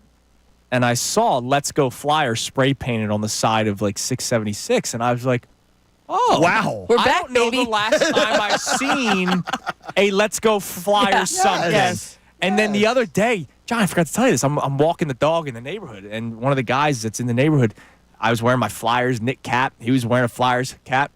We stopped and talked about the Flyers for 10 minutes. See, that's why. Not the Eagles, not Yeah. the Sixers, not the Phillies. And, of course, doing this, Flyers unfortunately get low billing when it comes to sports talk radio. Eagles #1, so we lead Eagles all the time. So it was nice to talk about the Yes. Flyers Sure. for like 10 minutes off the air with somebody.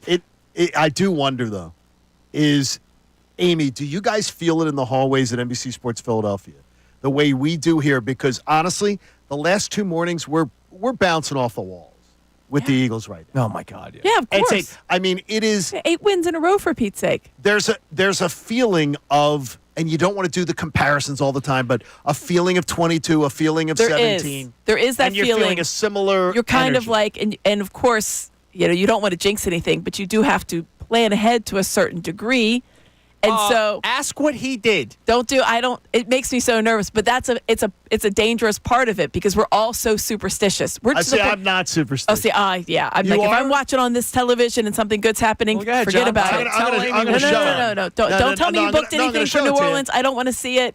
The best seafood restaurant in the country, and I already booked the He reservation. already made a reservation. That's just don't Just do because that. it is what you. It's honestly. But you have to start doing some of those things as a media entity. You have to course. start planning ahead. So some of those conversations have been started, and I'm thinking, I just want to put my fingers. La la la. Amy, Don't he say it. booked it last week. I before booked the it after Ravens the game. Rams game. So have you booked your plane? After the not yet. After You the booked a Rams hotel?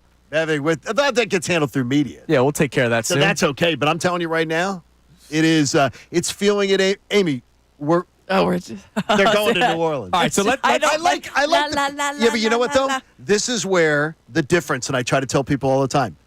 Amy, by nature, is a journalist. Sure. Yes. We are not in this role. No, that's and true. when you're My with degree us, may say and so, when but- you're with us, I consider what we do is a form of entertainment. correct. Right. When you're in it's a very difficult thing that you navigate because you don't get to do the just loose talk and opinions and everything. True. Your job is more of a journalist. Yes, I've never really thought of it that way, or myself as such. But yes, I guess I am. All right, well, let's I'm a use your legitimate let's journalist. use You're your legit. journalistic I'm integrity legit. here. We're not. We're not. Let me assure you.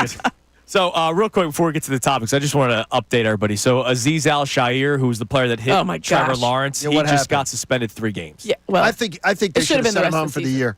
3 games. They should have sent him home for the year. 3 out of there's 5 games. Yeah, but they're going to left. go to the playoffs. He should not step on the field again this year. Yeah. The quote from John Runyon, who's the VP of football ops. It's so great. Yeah, because he wasn't a dirty player. There's a great article on that too. Your lack of sportsmanship and respect for the game of football and those who play, coach, and enjoy watching it is troubling and does not reflect the core values of the NFL. That's a deep quote. Yeah, when Al-Shaair came out and said, like, oh, his apology was a half apology, I didn't appreciate that. I read the whole thing. I thought, listen, you saw him giving – it's not a new rule. And, of course, I had people on Twitter being like, oh, well, you don't understand how fast it is. Okay, I do understand how fast football is. Yeah. You know who also knows how fast football is? The guys that are currently playing it. And when you see the person, in this case a quarterback, give up his body – you know exactly what's happening. You cannot lower the boom. No. It's exactly what he did. There's ways to stop it. I understand it's a very fast-paced game, but that was absolutely uncalled for. A scary moment. I was watching it here. We were doing the pregame show. When you see like his hands go straight up, that's an instant concussion reaction. Yeah, it was scary. All right, Amy, so here's some of our topics today. We'll start with this one. So you're already saying, whoa, no New Orleans plans. It makes me nervous. We're going to New Orleans. Our first question today for the people was, do you want the Eagles to keep their foot on the gas pedal? And by that, we mean obviously going for the 1 seed, or if the 1 seed is out of reach, still playing, keeping business as usual in hopes that you can have Week 18 where you can sit everybody. But that means Saquon Barkley is still, carrying the ball 25 to 30 times. That means Devontae Smith, hey, you're back Sunday. It might be great that you could use another week, and the Panthers, they stink, but we want to get you back. Do you want the Eagles to keep their foot on the gas pedal? Are you somebody that believes in the switch on, the switch off, all that kind of stuff? Yeah, I think foot on the gas pedal. I feel like this team, once they start rolling, don't take a step back. I understand the idea behind taking some plays off or players off to make sure they're 100% healthy. Worry about that in Week 18. I feel like this is a little too early to not keep everything in the flow. You're on such a roll. Everything is firing on all cylinders, and you finally got everything in the way that you want it. The defense is moving in the ways that you want it to. The offense is certainly doing its job. I just feel like, in theory, it's such a good idea to try to rest guys and take players out more, but I think that's going to mess up with not only the mojo, but the rhythm that this team has. And that's where I'm at. I like best practices, but I also understand, like, John's been talking about the Saquon carries for like a month and a half now. So it's not like, and you've been talking about rookie walls. So it's not like we came up with this topic today. Right. And Andrew, you take one side, John, you take the other. No. No, it's John has been kind of talking about this during this winning streak now. Yeah, I think that it's one of those things where you have to, I just know that there's a certain amount of gas in every tank. And it would show you that in the NFL, you want to make sure that – I think 2022, and the reason you played toe-to-toe with the Chiefs in the Super Bowl is there were 4 or 5 fourth quarters off, or total quarters off of where they were able to get partial quarters off. And then at the end of the year, they were able to shut it down pretty much till Week 18. John, they were able to do that during the playoffs. They were able to take guys out in the fourth quarter in the playoffs. It was wild. They won both playoff games were 31-7, I think. Yeah. At home. Yeah. So they had those kind of games. I think that helps. And the thing is player management, though, I totally get your point. The mojo is real. It is. It's real. And you can see them. That locker room is, you see it in because they, we talked about this earlier this season. They weren't releasing those videos even after some wins. They weren't releasing those videos in the locker room. We've seen them now the last 6 weeks. It gives you a good insight into how things are operating right now. That is a very together locker room. Everybody's on the same page. And I'm not saying if you take players out or take plays off, you would have that, but you'd be affecting some of that, I think, in my opinion. So I think and listen, maybe you talk to Saquon Barkley and say, you got a chance for some real history here. Like, where are you at? What do you think? Well, I think, did we not get that answer earlier this year in the Giants? We did. Yeah. Or do we think if Eric Dickerson's record is actually within touch? Well, you got it in the Giants when he said, change? but then he went for it and he got 255 2 weeks ago. So he already got it. So that was that his flip is own, switched. That was his own personal record. This is a NFL history. Yeah, I mean, this is. So this he's is already really gotten gonna be the single game record, which is what he was going for initially in that Giants game, and he said, "No, I'm good." Well, he got it at 255. Right. And when he kept saying, we got it, which was great reaction. Awesome, yeah. I think that and it's a different part of the season than it was when they played the Giants. They were still kind of like, I don't know, are we still any good? If he doesn't get it by week 18, I'm not playing in week 18. Like if he's like not knocking at the door. Yeah. But if he is knocking at the door, I mean, maybe it's 2,000 for him. Maybe his personal goal is 2,000, not Eric Dickerson's. Which could be, and by the way, that is incredible. The 2,000 is. I don't want to say that that's a fait accompli. It's only, happened 8 It's times. 100 yards a game. Yeah. 100 yards a game But he over needs the next 600? 5 games. Oh, there you go. So if he goes, he is $14.99 right now. Okay. But he's going to pass the 2,000 total yardage in the next 2 weeks. I think most likely. Yeah, but he needs 2,000 on the ground. That would be 2,000 on the ground would be wild. 100 yards a week, but if he gets 130 one week and 150 another, which it might not matter. Against the Panthers this weekend, that could very well happen. Now, I want to read a tweet on the air, Amy, and you're going to tell us if we are indeed morons or not. Oh. Well, she's I'm gonna go with no, this is right but up okay. Really? That's kind of you. So we got a tweet from Marty, and I know Marty. I knew Marty since my days at Temple. But we put out the topic about the gas pedal conversation, whether or not you want to keep him on the gas pedal or not. And you and I both gas pedal. John's, ease off a little bit. No, I'm like Connor. I'm sitting in the center lane. Connor said he's in the middle lane of a 3-way highway. Middle lane, and I'll gas it. I'll get over to the left, and I'll floor it when opportunities exist. Or I'll go back to the right lane and putt my way to the destination. So Marty responds and said, freaking moronic never fails. There we go. So I respond to Marty. Marty's very. What is he? I think he works in law. So he's in law he's a now. smart guy. That's good. He's a real smart. So guy, I respond to Marty because I haven't talked to Marty in a long time. I said, "Thanks, Marty. Good to hear from you." Yeah, it's nice of Marty to a little aggressive right out of the jump. So he says, and now we're at the real. Let's get to the real point of the tweet. He said, obviously, sorry, not personally directed at Nothing you. personally. I'm like, well, then who the hell's it directed He goes, at? but why are you guys talking about taking it easy and directing a playoff path 5 weeks before the season ends and when we haven't even clinched the division? That's an insane. No, the division is clinched, Marty. Dear Marty, division is clinched, Marty. His yes. Technically, it has not been. Stop it with the technical stuff. No, I know, and so, but Stop that's what I'm trying to explain to Marty that we have been saying for 2 weeks now. Yeah, that the 2 seed is the division was over last week. Yes. Let alone. Yeah, but he says it's insane. It's an insane conversation to have 2 days after beating a tier 1 team. Well, if anything, that adds to my adds to it because they beat the Ravens. So, is it a crazy conversation to start looking ahead? Like you said, you don't like doing it. You don't want to talk Super Bowl. It makes me nervous. But what about It doesn't mean I don't 2 think seed, it. 1 seed, division, all that kind of stuff. Listen, just because I don't like to, it makes me nervous. I like to think about it. I've absolutely envisioned what it looks like, the path to the Super Bowl. I've envisioned how the playoff bracket is going to look. It makes me nervous to talk about just because I'm superstitious and I get weird that way. But no, we talked about it last week. The 2 seed is a foregone conclusion. It's a foregone conclusion. Because of the way that the NFC North is shaking out. That is a exceptionally tough division, and they're going to get 3 in, right? So they're getting 3 in. They're getting 3 in. Yeah. So that's one of the reasons when people wonder why you're so confident about the 2 seed. Well, the only other option is the 1 seed. It's not the 3 seed. That's they're going to get 3 in, and by the way, Washington right now without a collapse is going to be in too as the final seed most likely. Correct. So and Washington's got no joke of a schedule remaining. So they still have the Eagles to play and the Steelers. No, they've already played the Steelers. Oh, that's right, they did already play the Steelers. They actually have a pretty easy schedule. The Commanders have been. They did already play the Steelers. That's right. Sorry. At the Saints, home with the Eagles, right. Home with the Falcons, which doesn't look as hard now, and then at the Cowboys. I think 2 is a minimum.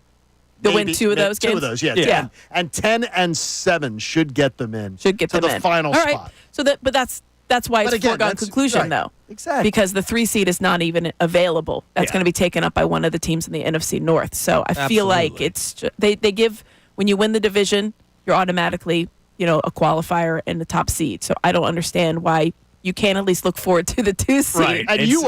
And you're a superstitious person. I'm but that's just math. Yeah, it's math. It's new math, old math, logic. it's all That's where I math. don't understand. So, Marty, with math. That's my man, Math Marty. math can be challenging. I did not get into Temple with my I did not either. excellence in math. No, and Mathematics. math was not my thing. But the thing we got to remember is it is still Philadelphia sports. And as much as we look at this Eagles team and we're able to evaluate the talent level and we're able to do the math, until it's happening, it has not happened. And a people- lot of yeah, people that's subscribe true. to that. And I think that's kind of what Marty's and- saying. Like and if they you- haven't locked up the division yet. and you even can though they live have. you can but live cowardly. That's- I mean, that's it's the math, Connor, as I told you last week. It was ridiculous. I'm not arguing the math, Yeah, John. he's just saying it's the feeling. And Yeah, it but is. the thing is, the though, I don't- Negadelphia always rears its ugly head. The And I Negadelphia get thing, it. though, you gotta at some point go, it's not real. Right, and I don't have it, but I know a lot of people in the city still do that. They this- need to I see it think they concretely. do. This is what people like in the city. Hungry dogs run fast. That's We what- want to be the underdog, That's baby. what people love, Everybody man. doubts us now. That's what people No. love. It has nothing to do with being Yes, the it does. underdog. Yes, it does. Oh, man. That's separate from this. All I'm saying is some people like to have. Last year we saw the worst collapse in NFL history from this team when they were 10-1. People want to concretely feel something before they jump in on it, and I don't necessarily blame them, even though I believe that this team is That's the 2 because seed. you share their Yeah, mentality. I don't know that that's the majority, though, Connor. I feel don't like there are think so. more people that are all in right now. And they're agree. thinking, like, we got the 1 seed opportunity, the 2 seeds locked up.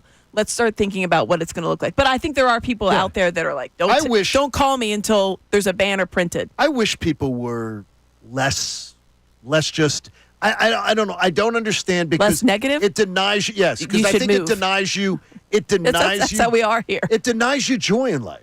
But it's a choice that if Yes, you're doing it is a choice. That's the thing. It's a choice. And these guys working with guys that of a different generation of Eagle fan, of Philly fan. I say all the time, they're spoiled brats. Yes.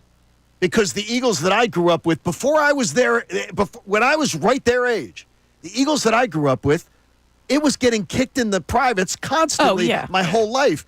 Nowadays, we have a generation of Eagles fans who have been raised where it has been constant in the mix. I think your mentality needs to change accordingly. I disagree with one thing, though, because I feel like there is that second generation because they were raised by people that were so negative. That's true. Yes. I can say that from my personal household. Sure. I will quote. Right? I mean, I have a 10-year-old, and he has this negative outlook at times, and I'm thinking, why?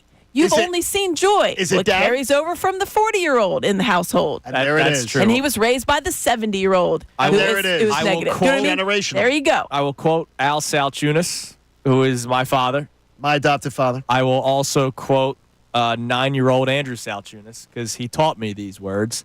David Bell's a bum. There you go. You've talked about that many times. Because they acquired him in 2003, and he hit 195 for the Phillies, and he was supposed to be their everyday third baseman. That sounds I right. learned David Bell's a bum at Veterans Stadium. I will as tell a you, 9-year-old man. Tom's over in Tom and my uncles are all over at St. Denis in Havertown under the ground. God bless them all. I learned that Ron Jaworski was somehow not a really good quarterback because the Polish pistol, they'd say, instead of rifle. I learned that Mike Schmidt, he was lackadaisical. That's incredible. Didn't bring all. Well, that's just ill-informed. Didn't bring the energy, but it was. I would tell you, Amy, it was the prevailing opinion. So that's what I mean. Too cool So for school. I think there are kids that have broken out of that, but I think for the most part, like I just see it, I work with people that are in their 30s and 40s and 20s, and they still have that like, I don't know. I reject. I'm I nervous. rejected, and I tried to raise a kid that rejected it, and I swear it skipped a generation. Yeah, Because my daughter watching a game, I say to her all the time, my father will never be dead watching a game with my own child. Because for some reason, He's back. She's like, it skipped a generation. See, there you go. And she just is like, first series. Yeah. It's going to be one of those days, Dad. Oh, yeah. We just got a tweet from Philly Kid 4567. 4567. Are we not forgetting what happened last See? year? Oh, stop. There you go. Everyone It has thought nothing they to do had with it this wrapped year. up. See, I knew it. Oh, my gosh. All right, coming up next. And it wasn't like last year. Amy Fadul is here, so why not talk about the 10-9-8 76ers? But also, Nick Sirianni. Amy, are you willing to say that you trust him? We'll get into that next on Kincade and Salciunas. Amy with us for the entire hour right here, 97.5 The Fanatic. Fanatic Sports Update. Settling into the streak. I'm Connor Thomas, and this update is brought to you by the AACR. It's Giving Tuesday. The first 50 listeners to donate $20 or more to AACR's John Kincade Scholarship Fund will receive a Kelly Green Go Birds t-shirt. Donate today at aacr.org/fanatic.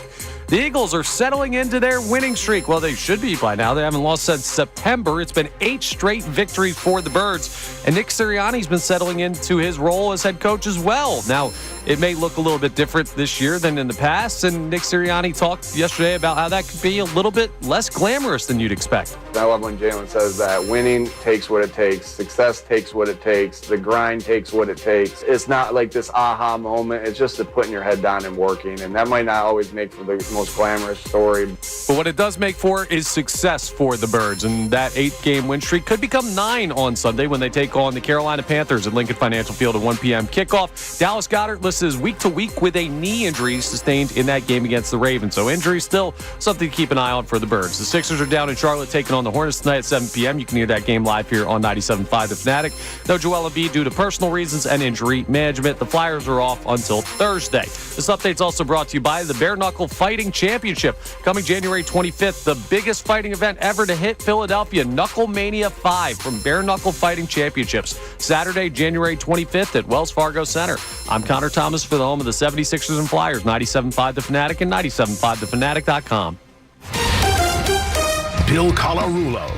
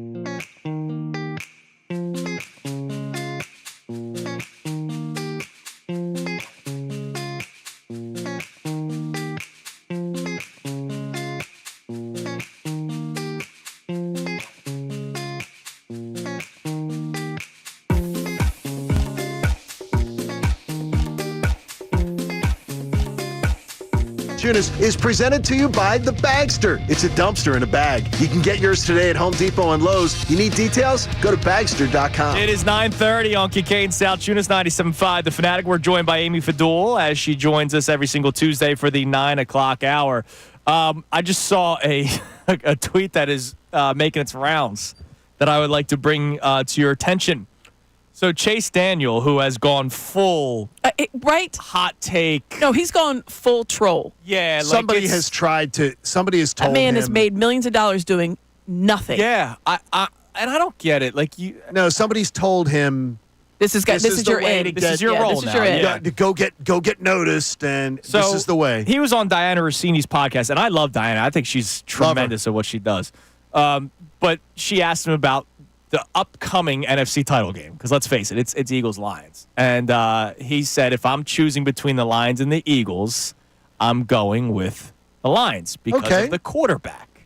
He says, I need to see more from Jalen Hurts to rank Philadelphia over Detroit. And so a lot of people are what is he talking just about? sending him the side-by-side stats. Yeah, I mean, they're either identical or Goff has Jared Goff is throwing for 10 more yards than Jalen Hurts. Who's more likely to implode in a game?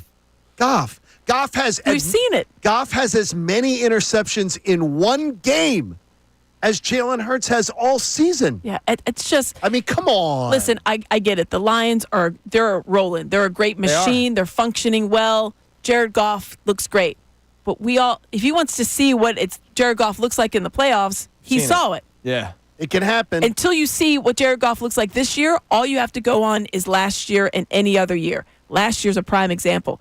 I think Jared Goff's a great player. Don't get me wrong. I think he's very talented. I think that's a great Lions team.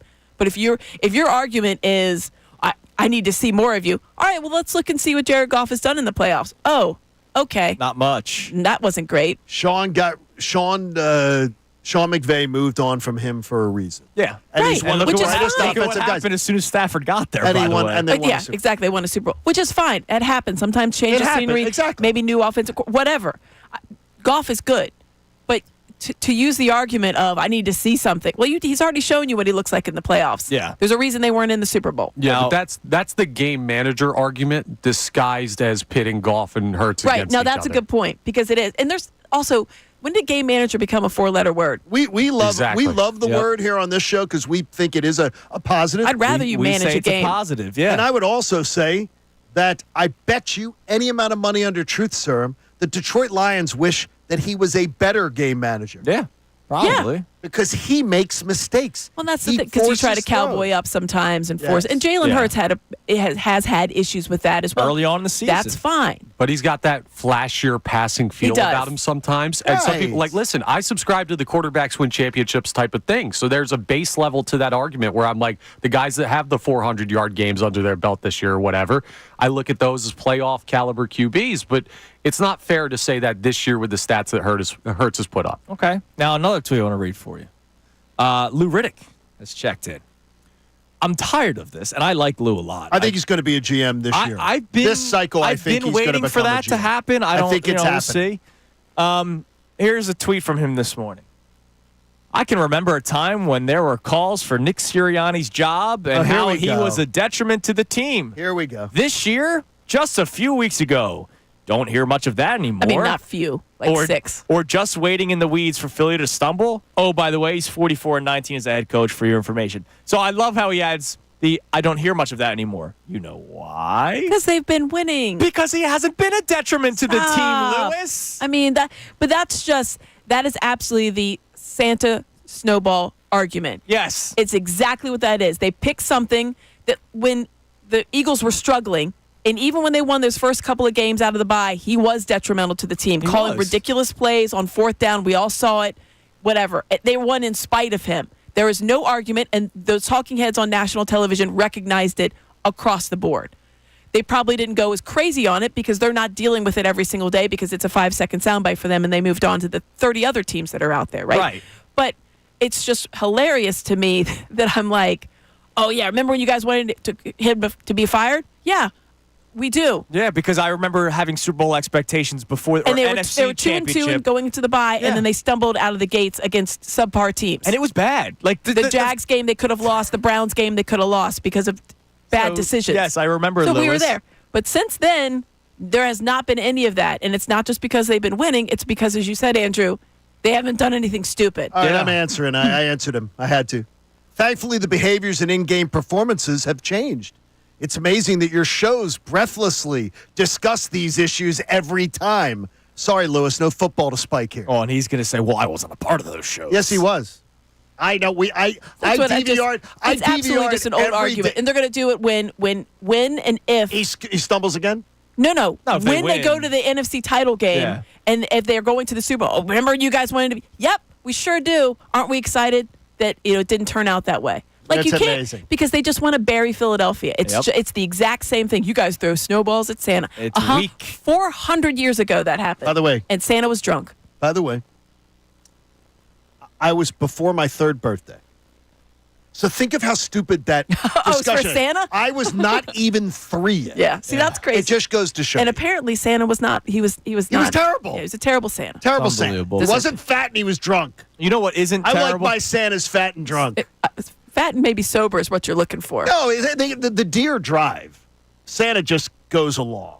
Oh. I think the deer is. Look, Rudolph's leading. Listen, who's checking that list, though? You can't have Drunky McDrunkerson over there crossing off people on the wrong list.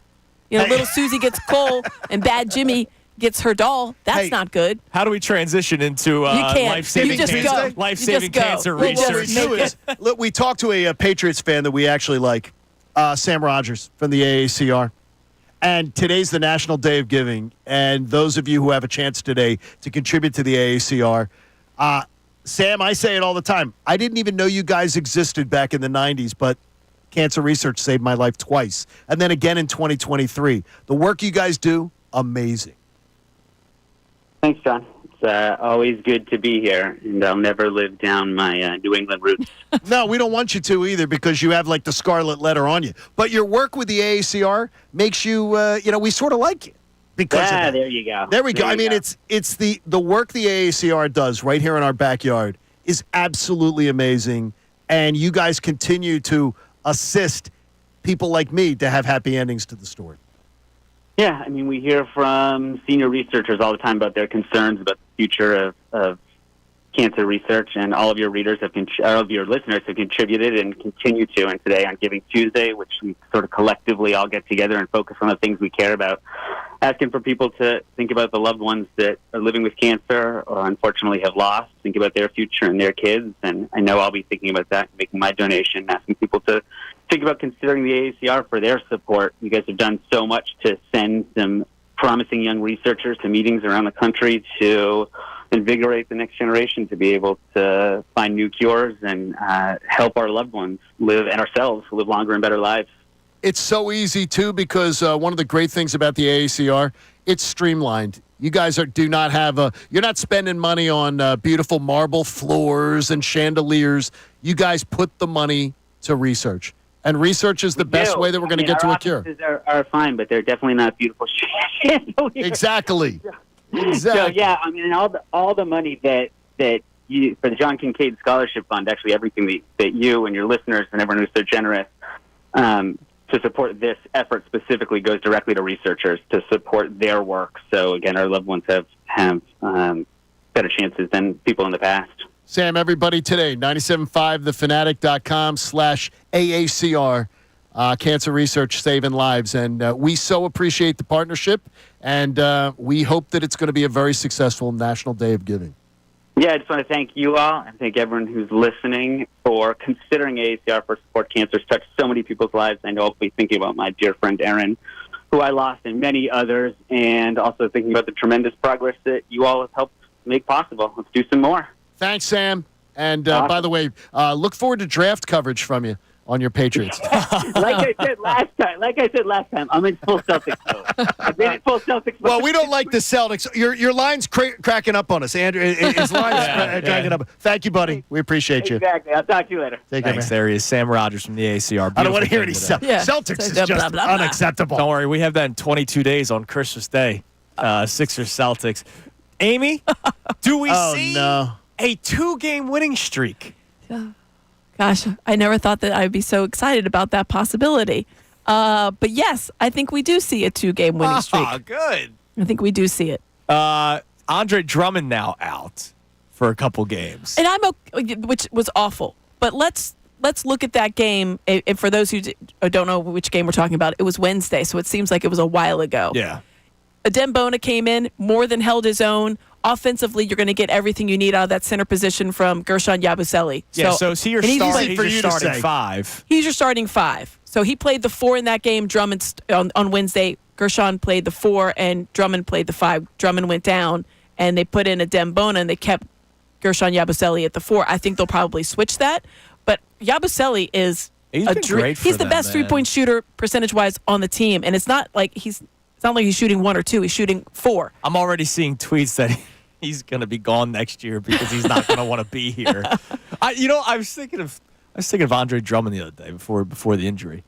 Remember, Drummond was here very happily here, and then and then the Simmons saga happened, and he was a part of the trade. He comes back here and he's watching what's happening. He's probably like, what am I doing in this organization? What is going on here?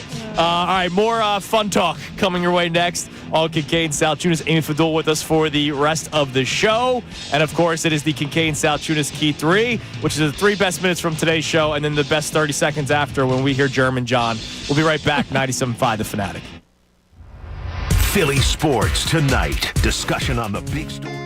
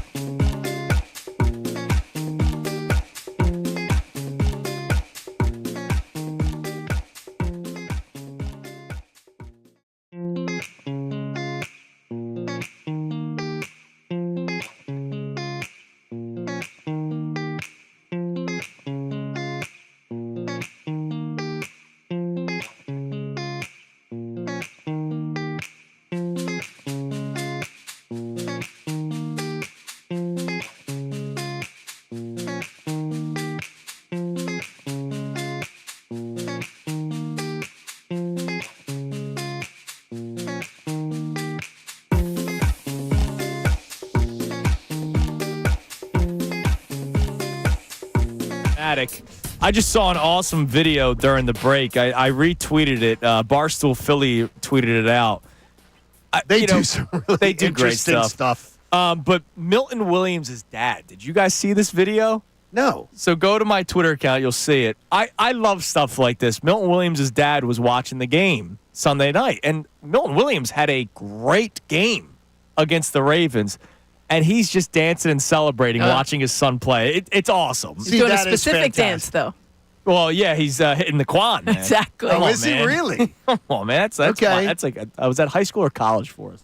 Hit the quan? I think that was early college. Was that early college? Yeah. Wouldn't that have been like, I mean, I would have thought even before that. That's high school. That's really back stuff for you. I would have thought high school for you guys. 2013, 2014, maybe? Yeah. I was going to say 2012 was my initial. 2016. So Oh, wow. I was thinking Wow, that's later. Yeah, that's later. That's, Wow. I was Later than you I was think. already out. I was at the here. I was bars. living here in Philadelphia. And dancing. I was still hitting the quan. You're hitting the quan? No, that's not a good look for me. So, Amy, one of our topics Do not dance well. that we were having today, and we kind of touched on it with the Lewis Riddick tweet about, those Eagles fans wanted to run Nick out of town. He's on a heater right now. He is coaching well, and he's being a CEO well. You hear him in his press conferences. He sounds like a mature adult, and sometimes still long-winded, but they're getting better. Are you willing to say that you have trust in Nick Sirianni? Sure. You don't have to say yes, because I didn't. Yeah, I don't know.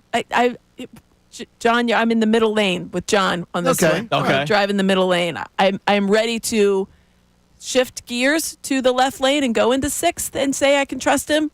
I think that he has learned from the earlier missteps this season, including in the wins, and I think that's good. I need to see a little bit more tape. So it's a TBD for me. Okay, that's fair. You've been burned before. It's just there's that trepidation of like don't get too excited, right? Because there was a lot of joy. Listen, he had that Jaguars game in hand, and then he just wanted to be the smartest man in the room. Like, don't do that. And he said on Sunday that the referee had to warn him for getting a little too excited. And the one thing that which I appreciate, I will be following this along way too closely, like Zapruder film stuff here. of like watching him. He walked off the field and he was yelling in the tunnel. He wanted to, and I've not heard him yell in the tunnel since the Chiefs game last year. Yeah, I just you hear don't me understand now. it. I don't hear you now, Chiefs. That when the fans. Colts game, it's just. I just, be careful, Nick. I don't need you going down a slippery slope. Yeah, here. I think that's it. Like I do trust that he has learned from some of the mistakes that were made earlier in the season, and I think that his instincts have improved, and I think he's not trying to do too much, which was the problem earlier.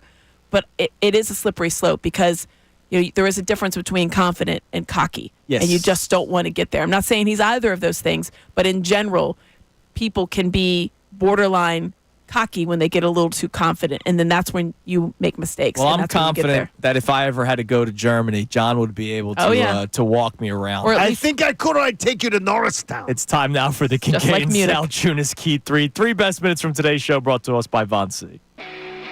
Now, the Kincade Salciunas Key 3.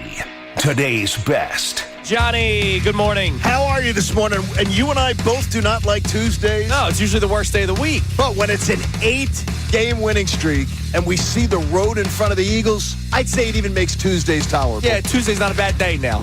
So the question is, do you want them to keep on striving for the 1 seed? Do you want them to keep their foot on the gas pedal? Especially if the Lions don't lose to the Pack. If the Lions do not lose to Green Bay, if they beat Green Bay. Explain how it would have to go. It's over. At that point, the Lions would have to lose 2 games, and the Eagles would have to win 5. Now, I'm going to tell you, the Lions losing 2 of their last 4, sure. I mean, they have the Bills at home. They're at the Bears. They're at the 49ers, who now appear weakened with McCaffrey out. And then they're home with the Vikings. But if the Packers game does not go our way with a Packer victory, you wake up Friday morning and you say, Eagles got to go 5-0, Lions got to go 2-2. At that point, I'm wondering, does it start to go, what's the likely outcome? The likely outcome would be the Eagles are the 2 seed.